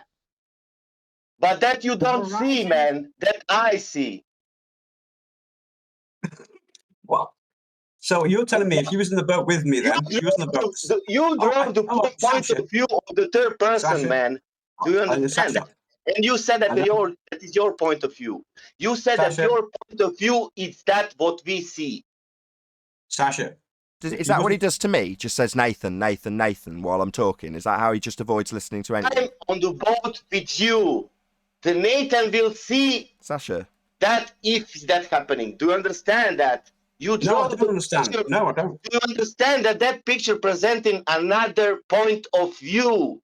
Yes, my point of view, reality. No, it's not. It's not representing your point of view. It's us watching your observation. Hopeless. Thanks, guys. Thanks. It's not like it's enough to deal with Sasha completely descending the Discord server into chaos. I've also got to cope with G+ doing it also. Wonderful. Yeah. Now, you two have clearly have not explained why that was my experience. That's all I asked. But I was, Sorry, it wasn't. We've explained that it wasn't your experience. I think that's 18 times. And you've had somebody else, that would be Sasha, try and explain that it isn't your experience either. You just won't accept it. Rude to you. Maybe you This experienced is that because you're so on crack. not productive. Please be respectful of the person who's asking questions. But this is so many people talking over each other that it's making my energy feel like, what the heck is going on? I can't understand. I actually get what's happening here. I think everybody gets what's happening here. Yeah, it's descending it into chaos so that he doesn't have to address the 18th or 19th rendition of the fact that we don't see the side of our own head. And if he can constantly talk through me to the point where no one in Discord can hear me, eventually you'll all get irritated and join in. And then nobody can hear anything I'm saying. You see, meanwhile, the audience gets to hear exactly what I say 18 or 19 times nice and clearly. And they'll appreciate that him talking through every single rendition of it is merely because he's got to assert that this is his point of view. And it's a third person's point of view of an observation taking place, not the point of view that he experiences. That's 20 times I've said it. Nathan? You can say it 1,000 times. I experienced it, not a third person. It was me. Okay. Okay, Well, then, we all get it. I think he even gets it. The point is he's saying I observed this. So if he did observe that, can we explain it? he didn't. He didn't experience the side of his own head. So while we could listen to you ask him to then move along with his begging the question fallacy that involves seeing the side of my own head, it would ignore the 20 renditions of me pointing out that explain what I do when I see the side of my own head. I don't. It's nothing to do with the side of your head. Why is it in the fucking diagram then? Explain this. If this has got nothing to do with the side of My our own head isn't in the diagram. When I asked you if this represents the point of view of the observer, you said yes. Now you're just a liar. So what you're okay? So now you're going to stammer and stutter away from the fact that I clarified what this was. My first question to you. Just going to talk through that, you scumbag. No, scumbag. Yeah, you did clarify it. I will be trimming it out and attaching it to you now lying about it. Trim it out. Yeah, you saying this is the person's point of view at this location. This is the person. And now I'm saying if that's the person, I can see the person in the description. Therefore, I can see myself if you're claiming this is what we experience. Now, I've given you 21 times, and on no less than 21 times, you've talked through it every single time. Yes, because you're talking shit. You're talking... You said talking shit when I say seeing the side of your own head is impossible. You ignore it 22 times and then move on with asserting that I'm going to describe how an observation of me seeing the side of my own head needs explaining, and it doesn't, because I don't experience this. That's 23 times. Oh, you keep going. You can. I said to you 1,000 times if you want. I know you're a fundamentalist religious zealot, and you will chant your belief that seeing the side of your own head is representative of reality, even if I point out 1,000 times that you do not ever experience the side of your own head in reality. You don't get to see yourself making an observation in reality. That is not how we experience the world. But because your globe maths needs the world to be inside view to remove all aspects of perspective, you will assume that seeing yourself in an observation you claim you're seeing from your experience isn't actually something you can experience because you're seeing yourself make the observation. Right, that doesn't make any sense to anyone. Well, then fuck off. You're too dumb to be here. It doesn't make sense that you've got yourself in this picture, which means that effectively we're looking at ourselves seeing something. You're too dumb to be here. You know, I can't help that, globe believer. You, at a fundamental level, think that seeing yourself in a picture is going to be a possible observation you can make. And it really isn't. That's just stupid. I know you don't understand. And even if you did understand, what, 1,000 times I could repeat it, you wouldn't accept it? Yeah. You think seeing the side of your own head is okay. Right, can I ask you a question? No, you can't. I've already told you that. I answered that when you asked last time. You pointed out you got 2 more questions to ask. I said I couldn't care less about any more questions. You've already attempted to tell us that our perception of the world involves the side of our own head. And in spite of 24 attempts to point out that this simply isn't the experience of the world we get, you don't want to acknowledge it. You want to chant through it non-stop, and then you want to move on. Well, no, mate. He said I want to move. he made a claim. Hang on one second. I'm going to move on. I want to move on. Hang on, Sash. Let me finish. Hang on one second. Let him squirm and beg to move on. Yeah. You can beg all you like to move on. We're just going to stay here and point out that this isn't the world we view. It's the same view we get in the Muppet Vision Earth curve calculator, though, and you desperately want to use it because you're a globe believer, and this is how you must view the world if you think you're on a globe. So you want to move on because we've debunked that. We don't see the side of our own head, so it's move on. We must. No, we like to dwell on these things. Yeah? Because this is Muppet Vision, like the Earth curve maths uses. And Muppet Vision isn't the world we live in. But when we point that out to a globe believer, you can be damn sure it'll be met with chanting and wanting to move on when you won't acknowledge it 27 or 28 times. Doesn't matter how many times I say it, you've already told us that too. 1,000 times, who cares, right? Right. So are you interpreting this, Nathan? When I look at my eyeballs, that is looking at the side of my head. Is that what you're Sorry, when I look at my eyeballs, sorry, I never get 1,000 or so miles away from myself to see my eyeballs. And in answering this, I just puzzle over why it is that you're talking now. You know, I mean, that's what you've done the entire time, but... No, you've talked... No. While I was in the middle of a sentence, and every sentence I've spoken to you so far, you've talked through every single one of them. Now, I appreciate that every single word I say is devastating, and really what you need to do is chant that you want to move on and ask me questions when we don't see the side of our own head. But you must believe that to believe you're on a sphere. That's how sphere geometry works. It's in Muppet Vision, orthographic view. I experienced something in my life, Nathan, that you can't seem to accept, right, for some reason. I experienced it. I asked you to explain it, and all of a sudden, for the last 20 minutes now, all you've done is kick off about side of my head or some shit like that. Some shit like that. Yeah. What, my argument? Yeah, you see my argument as some shit like that. Do you know what an orthographic view is? In my head. What's that about? Do you know what an orthographic view is? I don't need to know all that. I don't need to know all the stuff you tell me about. Sorry, it's a simple enough question. Guys from G+, please. Sorry, I'll ask again. Do you know... That's all Strawman stuff. No, I'm not allowed to ask. What's an orthographic view, Fundy? Chanter. What's an orthographic view? Tell you what, learn to mute. That's the best thing you can do, Nathan. Learn to mute. What's an orthographic view? I don't know. Should I know that? Well, you presented an image in it. I present... Yo, you dumb fuck! You have presented an image in orthographic view, yet you don't know what it is. Oh, there you go. Then. Sorry, shut up, shithead. You're the dumbest person here. Do you understand? Shut up, sit down, and listen. You have presented a view in orthographic representation, and you don't know what it is? Yeah, you're the dumbest person here, mate. Because I might well be. Yeah, you are, emphatically, yes, the dumbest person here.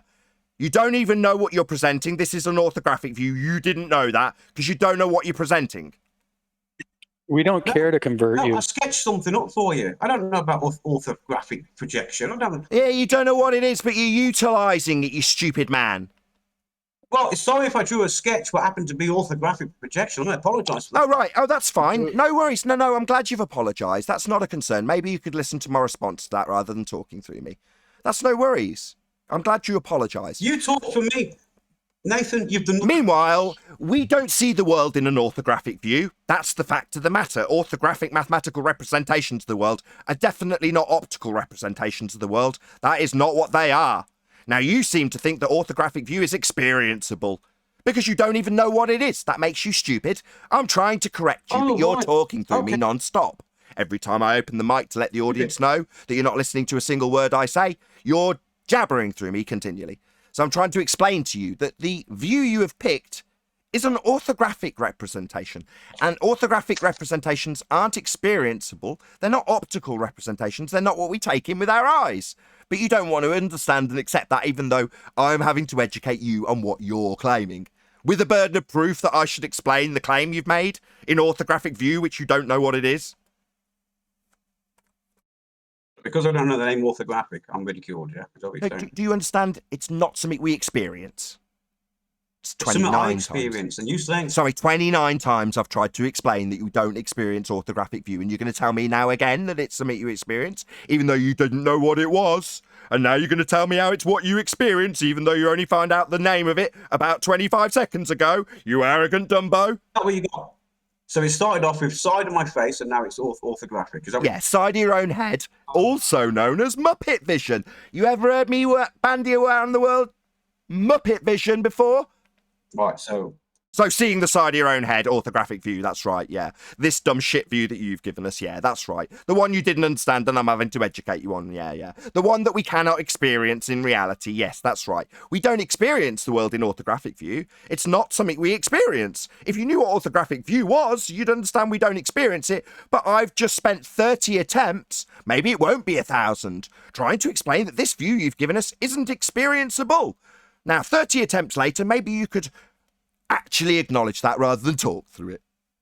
No, I acknowledge it. This is what I experience in my life. So. Oh, I see. So you want to chant at me for the 1,000 times that a view you've never understood or experienced and only been told about today is actually the world you experience when I tell you in no uncertain terms that we do not experience the world in orthographic view 31 times.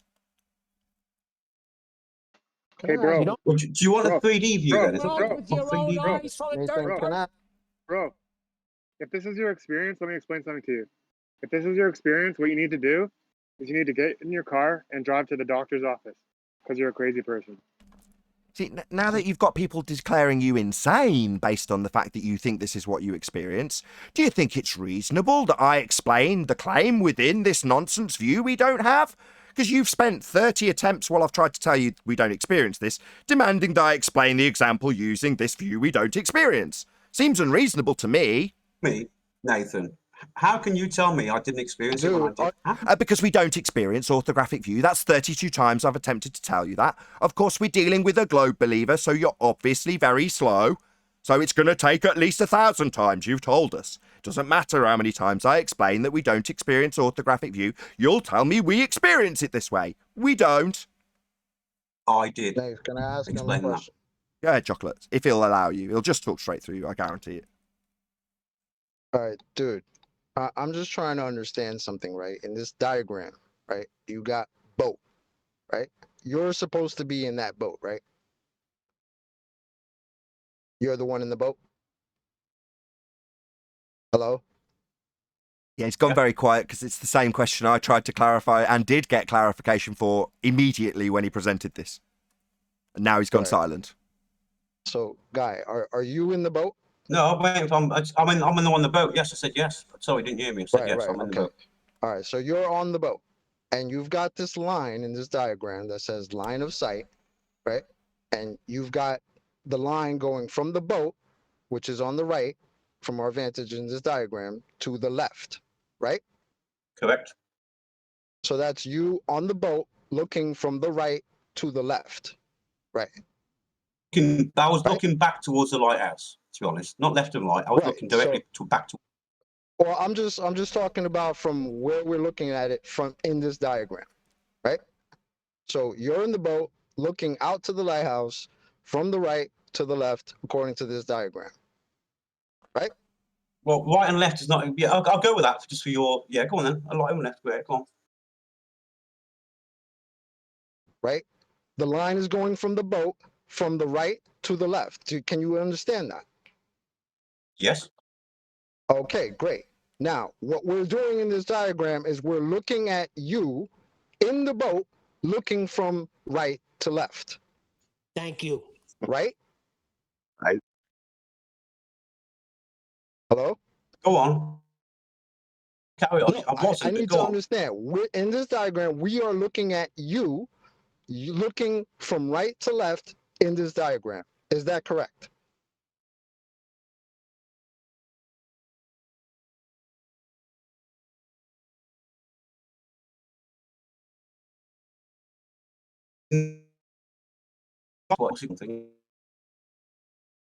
It's not a hard question, bro. Your diagram has you in a boat with a line of sight, right? From right to left. I'm asking you, is that what you're trying to show us? Is that we are looking at you in a boat and you are looking to the left in this diagram, right? I'm stood in the boat. What's it called? Sasha. I'm stood in the boat looking back towards the lighthouse. Now, obviously, I can't show that. I'm not a 3D expert, so I've showed you in an orthographic, or what do you call it, orthographic way. That's what I showed you. So you can't show how you actually saw it. You have to show us in this diagram, which is us looking at you while you are looking from the right to the left in the diagram. So I wasn't looking from right to left. No, I wasn't looking from right to left. So when you say you can't show it the way you saw it, that's kind of the same as my 32 attempts to say, this isn't how we see it then. You've just said, you can't show it the way you saw it. You're talking through me there, Fundy. You can't show it the way you saw it. My version of that, this isn't how we see it. Do you see how those two things are the same? That's 35 attempts. 35, ladies and gentlemen. No, I don't, Nathan. No. Okay, that's okay. We'll continue. Stupid. We'll continue with the audience absolutely implicitly under the understanding that you are really, really stupid. You've just told us that you couldn't show it how you saw it, so you presented it like this. So it's not how you saw it, it's like this. Something that's not how you saw it then. Hello? No, it's exactly how I thought. If you read... Oh, really? So why did you just tell us that you couldn't show it how you saw it, so you showed it like this? That makes no sense that you would tell us that you depict it this way, because it's not how you could show it. It's exactly how I showed it, because that was a 2D perspective of how to show what I seen. If And you can't see get in, that down your... and you see in 2D, do you? You have a 2D view of the world. Here we go. Sorry, it's a yes or no question. I'm going to see how many times he can obfuscate and talk through. No, this. I don't see my world as 3D, as 2D. It's 3D, obviously. And this is 2D or 3D. And which is this diagram? Is this what we see? 3D? I see it in 3D. I presented it in 2D. Is that so? It's basically not what we see then. It's what I seen. No, you just told us you don't see in 2D. I've said I've represented it in 2D. So it's not what you see, it's something being represented then. Not what we see, but a representation of what we see. It's a representation. So it's not what we see then. Representation. Yeah, so it's not what we see then. That's 39 attempts. Film it. I wish I filmed it. I could show you right now and go there. Yeah, but that would be what you saw as opposed to a 2D representation, which isn't what you see. That's 40 attempts. You haven't explained to me how that it's 2D and that's not what we see. No, you just explained it to us. You just told us that you can't represent it in 3D. So because it's not what you see, you did it in 2D, and you made it clear that this is a representation that you can't see. That's the same point I've made 41 times, you know. No, it's the representation. Yeah. This is 2D and we see in 3D, and you've told us it's been represented this way because you can't show it in the way you see it. So this isn't the way you see it because you can't show it that way.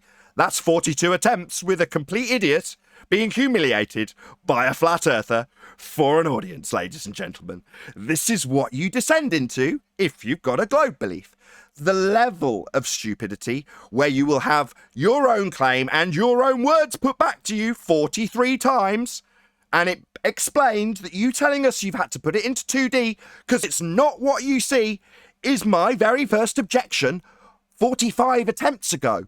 That then this isn't what we see then, is it? By your own admission. Before, by the way. Why is the chocolate here? You're wrong. You're wrong, Nathan. I seen that from my own experience, and you still have not explained it to me, apart from looking at the side of my head, whatever that means. Bro, I don't ever get that view. serious? Are you serious, bro? We just went through this. I just asked you. You haven't gone through nothing. Are you? You haven't gone through nothing. I experienced, but you're not Right, reading. what's going to happen now is the rendition of Chocolate summarising what he's failed to do and my 43 attempts to explain it to a complete idiot is going to get talked through Chocolate as well. You're going to chant through Chocolate too, summarising it, right? I'm not going to chant. I'm answering questions to Sasha. Sorry. I'm not asking you anything. We're pointing out how stupid you are. We're not asking you anything. I mean, why would you ask anything of you? You're the dumbest person here. You didn't even know what orthographic view was. I mean, you now know it's 2D and we don't see that. My point I've made 45 times. But because I've made it, you don't want to concede it because you're an anti-flat earther. You haven't explained nothing. I don't need to. It's not my claim. I don't have to. He wants us to explain that. Can you explain it? It's going to keep chanting that I haven't explained this, ladies and gentlemen, and that's a burden of proof reversal policy. I'm not claiming anything. I don't have to explain it. I can explain to the audience that this claim that he's making is based on a 2D world we don't see. He's explained that to us. My point that I've made 46 times is that we don't see that world. It doesn't represent what we see. It's got the side of our own head in it. And when I point that out to him, he says, oh, that old rubbish. yeah. Keep it I up. didn't say that old rubbish. I didn't say yeah, that. you had Where's to that come from? constantly interrupt him while he was explaining it. Didn't Sorry, you? Sasha. I was interrupting, was I? No, that's someone For else. that 5 times, this is not Sasha. Sasha is not speaking, okay? Oh, sorry. Sorry, I got the wrong one. Sorry. Yeah, meanwhile, we don't see the world in this 2D representation that I've explained to you 46 did. times. And I would expect you to immediately start chanting through me pointing that out for the 46th time. Because it's hard and No. painful when you're telling us that you've done it in this way because you can't do the way you see it. So you've done it this way. But me saying it's not the way we see it is worthy of 46, now 47 rebuttals from you that don't go anywhere. And a lot of chanting. Doesn't matter. You can tell me lies as many times as you want. It'll still be lies, Nathan. Sorry, what lie? Can I say something? Lies. Who's lying here? Could I say Nathan's something? lying. Nathan's lying his arse off real. It's just descending this into personal attacks. I haven't lied about anything. You know, he's told us we don't see this view. You know, it's sad because I tried real easily to go through this with him, and I'm not understanding why it's so hard for you. You're the guy in the boat. Dude, you're the guy in the boat. In your diagram, in the boat, Yes. you're looking from right to Yes. left. Right. But in the diagram, as it's depicted to us, you are looking at yourself in the boat, looking from right to left. The problem with that is you came in and said, this is how I experience reality. It's not. But I did. How can you say it's not when I did experience that? When did you ever see yourself in a boat? No. Far away from yourself, looking from right to left. Have Can't you you ever had understand that the experience? 2D projection of what I've experienced? Oh, Can't so you it's not get really that? what you Have I got experience. to film It's a it 3D representation. wise for you to get it? Again, right? Because you can't explain it. You can't show it the way that you saw it. You have to show it this way, right? That's It only works when he eats mushrooms. Hold on, Arwen, hold on. Because you can't show it the way you saw it, you had to represent it this way, right? Yes, correct. Correct. Right. So that means that's not how you saw it, which debunks your whole point from the moment you got here. It doesn't debunk because you nothing. said I'm this showing is you how the- you see it. If you can't understand this, bro, I can't help you. You're a freaking clown at this point. I'm trying 50. really nicely, but We're up you're to- just being a clown. We are up to 50 renditions, with him adding about 3 more to that. So if you count him making our point for us, it's about 53 renditions, with him also saying it's not what we see. I'm telling you it's not what you see, because I've been there. You've not been there, Nathan. You've not been there and done what I've done. Okay? If so you do that, then like, you might see it yourself then. You don't get it, kiddo. I don't know how you can call me a liar when I know for a fact I've done this. Been on a boat, sailed away, could not see the lighthouse anymore. Yet I looked above me, and in the clouds I could see the light flashing away still. Every 30 seconds it was spinning around. All I asked is you explain it. None of you so far have explained nothing apart from side of my head, whatever the hell that means. Sure, he just keeps chanting, hello, hello. Right, I'm going to clear this whole thing up. You, Danny, I think your name is, had an observation, an experience. You drew that experience in the side-on orthographic view to depict what you saw, right, to an audience, right? You drew in that the Earth was curved because that's what the experience gave you the impression that it was, supposedly, right? This is your claim, that because you couldn't see the lighthouse anymore, but you could see the light, that meant that that the Earth was a globe, right? So you drew it in that way. Now, you've admitted that you didn't see it like this and you just depicted it this way. But Adam Meakin, earlier, before you left, explained your conundrum to you. And you continually say that no one can explain it, no one's explaining it. It was explained earlier, everyone else heard it. How come you did not address what Adam explained to you? I think at some point he You know what? I didn't know. I didn't hear fell Adam. back. So I'll go back and listen to that. Yeah, it was explained to you. Adam explained to you exactly what it was you were seeing across a flat plane. What was I seeing? It has nothing to do with a curve. Well, So how why come you couldn't I didn't see the listen lighthouse? to it? So why couldn't I see the lighthouse? You were here for about 15 minutes and you didn't hear the very clear explanation that everyone shut up and listened to. Things get smaller. Okay, so explain to me, why could I not see the lighthouse, but I could see its light above me? Explain that. Okay, this is your claim that you are making. Now, I've attempted Yes. about 4 or 5 times, hopefully you won't interrupt this attempt, to explain that you charging us to explain this is what's known as a burden of proof reversal fallacy.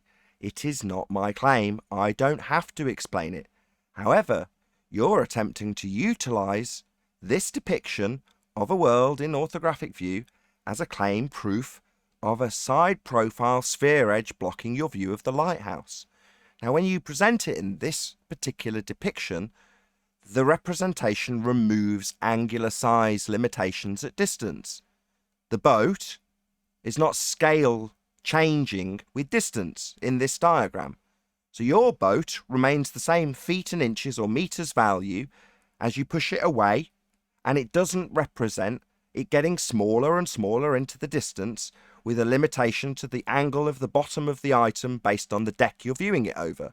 None of those angular considerations are capable of being done in this maths because it's an orthographic view. Therefore, no perspective. So asking us to explain it would get us to launch into an explanation for a claim we haven't made. It's a burden of proof reversal fallacy. Your claim, however, that Earth curves getting in the way as per your diagram, requires us to detach ourselves from our bodies and see ourselves in a way that we don't experience. That would be a 2D world that's orthographically represented. And we don't experience the world that way, which means that any claims made about what you depict in this diagram aren't representative of the optics we actually see with our eyeballs, which do include perspective, and this diagram does not. Hope that's clear. If you don't get it from that point on, then it's hopeless.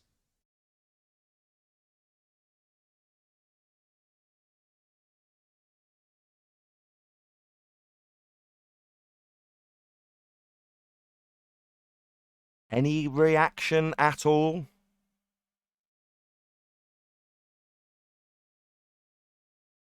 No. Too much cognitive pain. Yeah, certainly seems so. Well, it's I think that's shocking what that happens, you Nate. can't see what I experience in my So life. you're asking me to detail what you experience. I've just spent a good significant amount of time Need explaining. to explain how I experience that. I'm asking you, Nathan, how I would experience that. Okay, if with the okay, original was okay, Earth. And I you heard. say you wouldn't Okay, stop I that heard. when we I heard. do it. Maybe keep talking indefinitely. Thank you. I heard your question. You'd experience it with Well, you perspective. answered it. Well, I'm trying to, but every time I attempt to, you talk. Shocking. So I'll try again. We would experience it with perspective, and an orthographic representation doesn't include perspective. The world you experience in real life does. Well, the world I experience is what I tried to show you on that 2D or graphic, whatever you call it, picture. Oh my! That's what I experienced. I see. And I'm trying desperately to explain. It's been 47 times, no, 50, 53, 54, 55 attempts, including your own depiction and detailed explanation to us that this diagram isn't what we see. And what we do see... Master, you're calling me a liar. Yeah. There's you talking through me again immediately when I'm trying to explain it to you. You've told me again that this is... Why don't I understand that this is what you see? I get your question. I'm trying to answer you. Why isn't... I can't understand that this is what you see. Well, because it isn't. What we see includes perspective, and this depiction doesn't. Now, I don't know if you can't get that, and you're just going to launch into, why don't I understand that this is what I see? Well, because I see perspective, and so do you, and this doesn't include it. Well, perspective shows that the perspective for me not seeing the lighthouse wasn't down to perspective, wasn't down to size or distance. It was down to the fact that I'd gone through a curve and I could see it above me in the clouds. So perspective's out the window. You can't ignore perspective. Sorry. Stop. All right. I said we would experience the world with perspective. I didn't make any claims to explain your unreasonable request to explain where the lighthouse went. I merely said... I'm trying again to say what I said, but you're going to chant through it like you did last time. That's why you didn't hear me or understand. Because you didn't listen. I understand that you didn't listen. So I'll try again, see if you can button your mouth and open your ears to try and comprehend the words that come out of my mouth. So I didn't try and explain your question or answer your question. You asked, what would we see? I said we would see with perspective included. And this diagram doesn't have that. That's all I said. I didn't explain your unreasonable question because it's based in a world that doesn't include perspective. So I don't need to answer it or make any claims or explain where the lighthouse went because I'm not making that claim. And it's a burden of proof reversal fallacy to challenge me to justify your claim. I don't have to do that. But as you've asked, what would we see? I've said, well, we definitely see perspective, and your diagram doesn't have it. It does, though, have it. It does. That's the whole point. It does have perspective. Why in did it, you doesn't it? say? Why did you you're say lying. perspectives? Please. Okay, no. 10th, please. For the love of God. Please. Hello? No. You see, the problem is when you say it's got perspective, that's angular sizes. And in your diagram, you only have one line between you and target. Can you see that there is only one line? And at the tangent, and you don't need to talk, I'm talking. You need to listen. Stop pausing then. In order to acquire angular sizes, there'd need to be an angle to the target. And even in this orthographic representation, you have a single line in this diagram. Not going to acquire an angle from that because it's not an angular or perspective view. It's orthographic, side on. It excludes that. That's why you can draw one line. You're not going to get an angular size from a single line. So although you've stated specifically this does include perspective, you are in fact wrong. Because it's only got one line, you're not going to get an angle from that. Do you understand, or is this going to take 1,000 times too? No, I understand. I understand angles. Of course I do. Right, so there's none there with one line. Me? Right, you still not explain to me then why I could see the light out. Sorry, there's no perspective. Don't just move straight on to me explaining something that I've pulled apart based on the fact that it doesn't have perspective and that's something we'd see. You've asked, and I've told you. We would see with perspective. You've said this includes it. It's only got one line. Now, don't be a fundy dick. Acknowledge that when you said it had perspective, it doesn't. You've only got one line. No angle, your size, because there's no angle with your one line. Why are you talking through me, coward? Does my point scare you? Because you are wrong. One line. You're breaking up. You're breaking up. Thank God for that. Okay, no worries. He was incorrect, despite the fact he suddenly got internet problems, which will no doubt resolve I'm still themselves showing. mid-point. Yeah, the moment I launch into a point, his internet issues Amazing. will resolve, and my own side will start chanting through me too. Yeah, so, one line, no angle. You were wrong. You said it... Can you explain? Sorry, before you start demanding that I explain something that I've pulled apart again, because you like to I chat. haven't pulled it apart then, Nathan. You have. Yeah, I have. You've said it's got angular size, perspective, and it doesn't. You've moved past that 4 times. Chanted through it every time I've repeated it. No angle with a single line. Can you concede that it doesn't have perspective in this view, or are you just going to keep Do you want telling me me to put it an does? angle on it for you? Do you want me to put 20 degrees something? Do you want me to put something fancy on there for you? It doesn't mean shit. My eyes could not see the lighthouse, and yet the Sorry, you are gonna chant your fundy zealot assertion that's using Muppet Vision to make. Yeah, okay. This doesn't include perspective. The claim you're making doesn't include perspective. The view doesn't include perspective. The maths doesn't include perspective. And this single line you've got that you've ignored in favour of chanting your claim through me again hasn't got perspective. You said it did.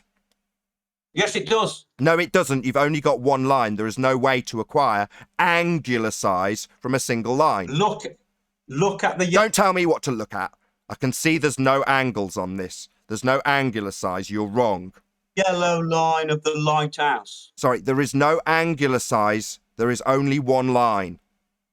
Man, you want angles that only... Yeah, that's perspective. Angular representations. Apparent sizes. That's angular size. You keep asserting that this diagram, because you're a dick, and when wrong, you're just going to chant that you're right through the correction, that you can't get an angle from a single line as drawn here. It doesn't need an angle. It doesn't need any... Oh, right. We don't need perspective, even though that's how we view the world. I pointed out that this would have perspective if it was what we see. Now you tell me we don't need perspective. What kind of stupid assertion is that? Yes, we do. We see it. Meanwhile, this doesn't represent what we see now, does it? That's 57 times. You can do it. I said to you, 1,000 times. Makes no difference. Yeah. And no matter how many times I point out, it's not what we see. That we don't see the side of our own head. That this doesn't have perspective. You can't angular size this diagram. you will just continually assert that it's what you see. Because you need it to be this way, because this is how the globe represents the world.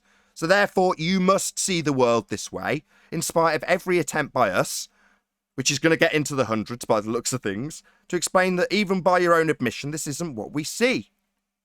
It affects your life, Nathan. If it turns out to be a globe, it affects your life. It doesn't affect... No, who gives a shit? I wasn't debating whether it affects me.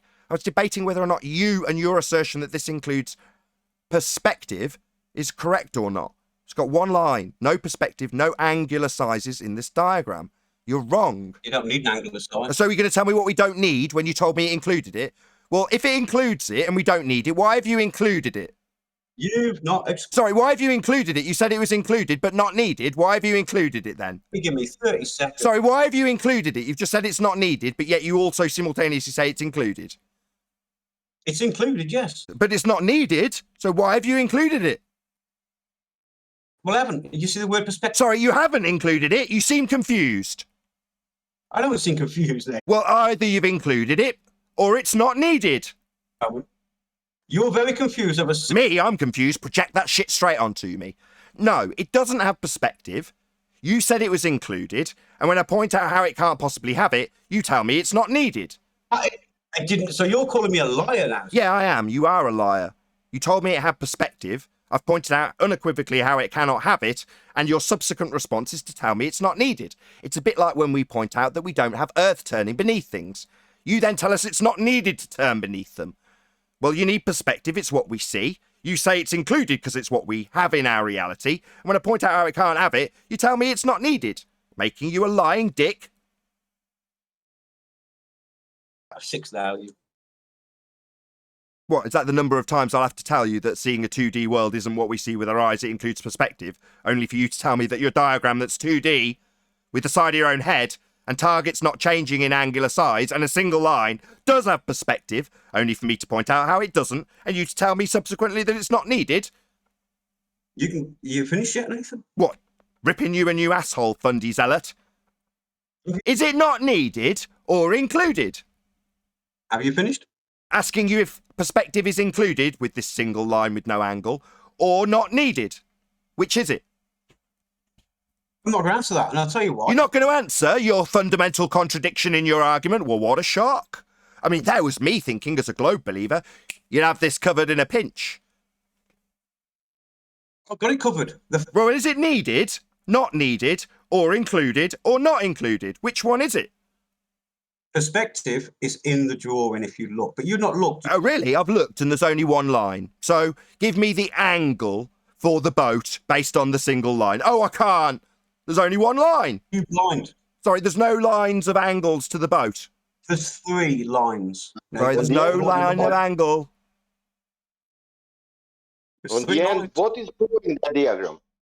Can anyone explain to me why I can see the light understand above me? Stop talking over me and listen. Stop talking over me and listen. Can anyone explain to me why? Can anybody explain to me why this 2D representation is how we see the world? Oh, well, it's not how we see the world. We don't see in 2D. We do have perspective. Things do decrease in size as they move away from you. I mean, this diagram, if it was a sphere Earth beneath you, you'd have about 4,000 miles between the diagram. But fortunately, orthographic view doesn't have perspective, so you don't need to worry about the fact that proportionally, or by scale, you're about 3,000 miles from this boat on a sphere Earth. I mean, that's ludicrous. But obviously, given that it doesn't include perspective, you don't need that in this diagram. It doesn't matter that you're, by scale, 3,000 miles away from the boat, because it doesn't include perspective in orthographic view. It doesn't matter. Oh, now it doesn't matter. A minute ago, it was included, and you were starting to tell me about all the lines you drew. But now it's not included again. You see, it's definitely not me confused here, buddy. You seem to be flipping between it's not included, it is included. It's needed, it's not needed. It's in my diagram, there's multiple lines. I can't get an angle from a straight line to a target that's obscured by an edge in orthographic 2D view that I don't see. You seem very confused. Are you finished? What, ripping you a new asshole? No, as is the case with every fundie who comes here. When they ask me if I'm done ripping them a new asshole, I point out that I enjoy this. I make my living from this, and I could literally rip your stupid nonsense apart 1,000 times with pleasure. So no, I'm not done. I will forever be here, while there's globe believers like you making assertions that we see a 2D world in the side of our own head, and then demanding that we explain how that works when we don't see the world that way, until the globe belief is no more. Until you appreciate you haven't got R, which is what you came here to argue about, and went on to telling us how we see the side of our own head, and boats that don't change with distance, in terms of their angular size, which you simultaneously say is included in this diagram, and is not needed in this diagram. So you seem very confused, Fundy. No, I'm not done. I'll be here until you Fundies realise the Earth is flat. I'm not fun. It's very confused. I've showed you something that I experienced and it's all collapsed. You didn't experience this. You didn't experience the side of your own head. You didn't experience seeing left to right on the side of the page. You haven't experienced this. It's nonsense. You certainly didn't see Earth with 1,000 or 3,000 miles distance to scale between you and a boat with a single line between it. None of those things were experienced by you, and it's been about 60 times of me telling you that, and every time I tell you, you say, you could tell me 1,000 times that I don't see the world this way. I'm still going to ask you to justify how I see the world this way. That's fine. You know what? Next. No, it's not fine. It's how I make my living.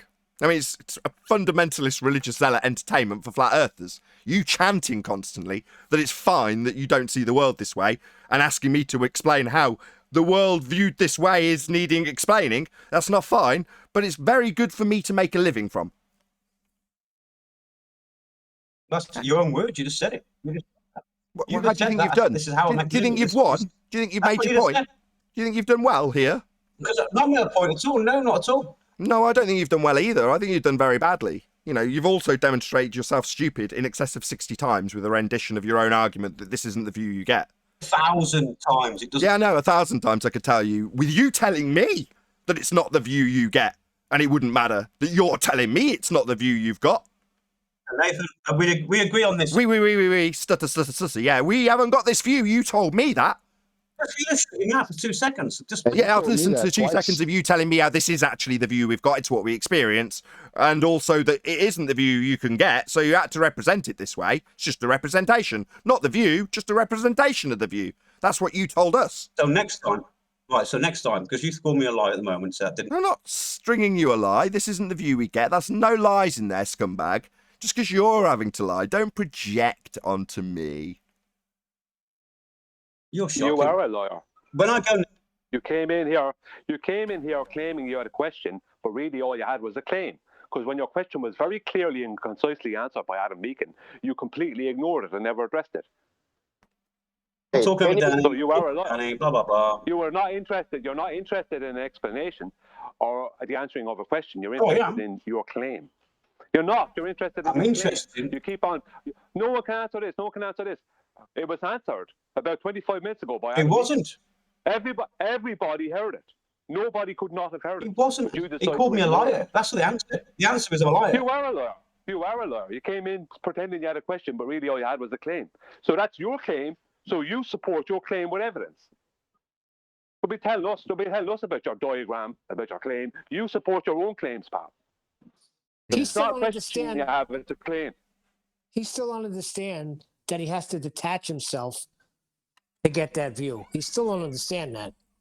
No, he understands that very well. He understands that very well. He's not here as if he's naive or anything. He knows exactly what he's doing. He's coming in here with a claim, pretending it's a question, then asking us to explain, clearly explained by Adam Meakin. He ignores the thing that everybody heard because everyone went quiet first, and then continued on chanting his claim.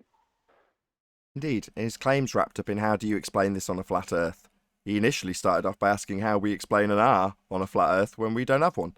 It's all a burden of proof reversal fallacy, and it's wrapped up to make a claim that we've got a sphere Earth in orthographic view without perspective, which he'll obfuscate and chant through at every opportunity, and then call me a liar when he's had to lie about the positioning and it's supposed being your positioning that you experience when it isn't.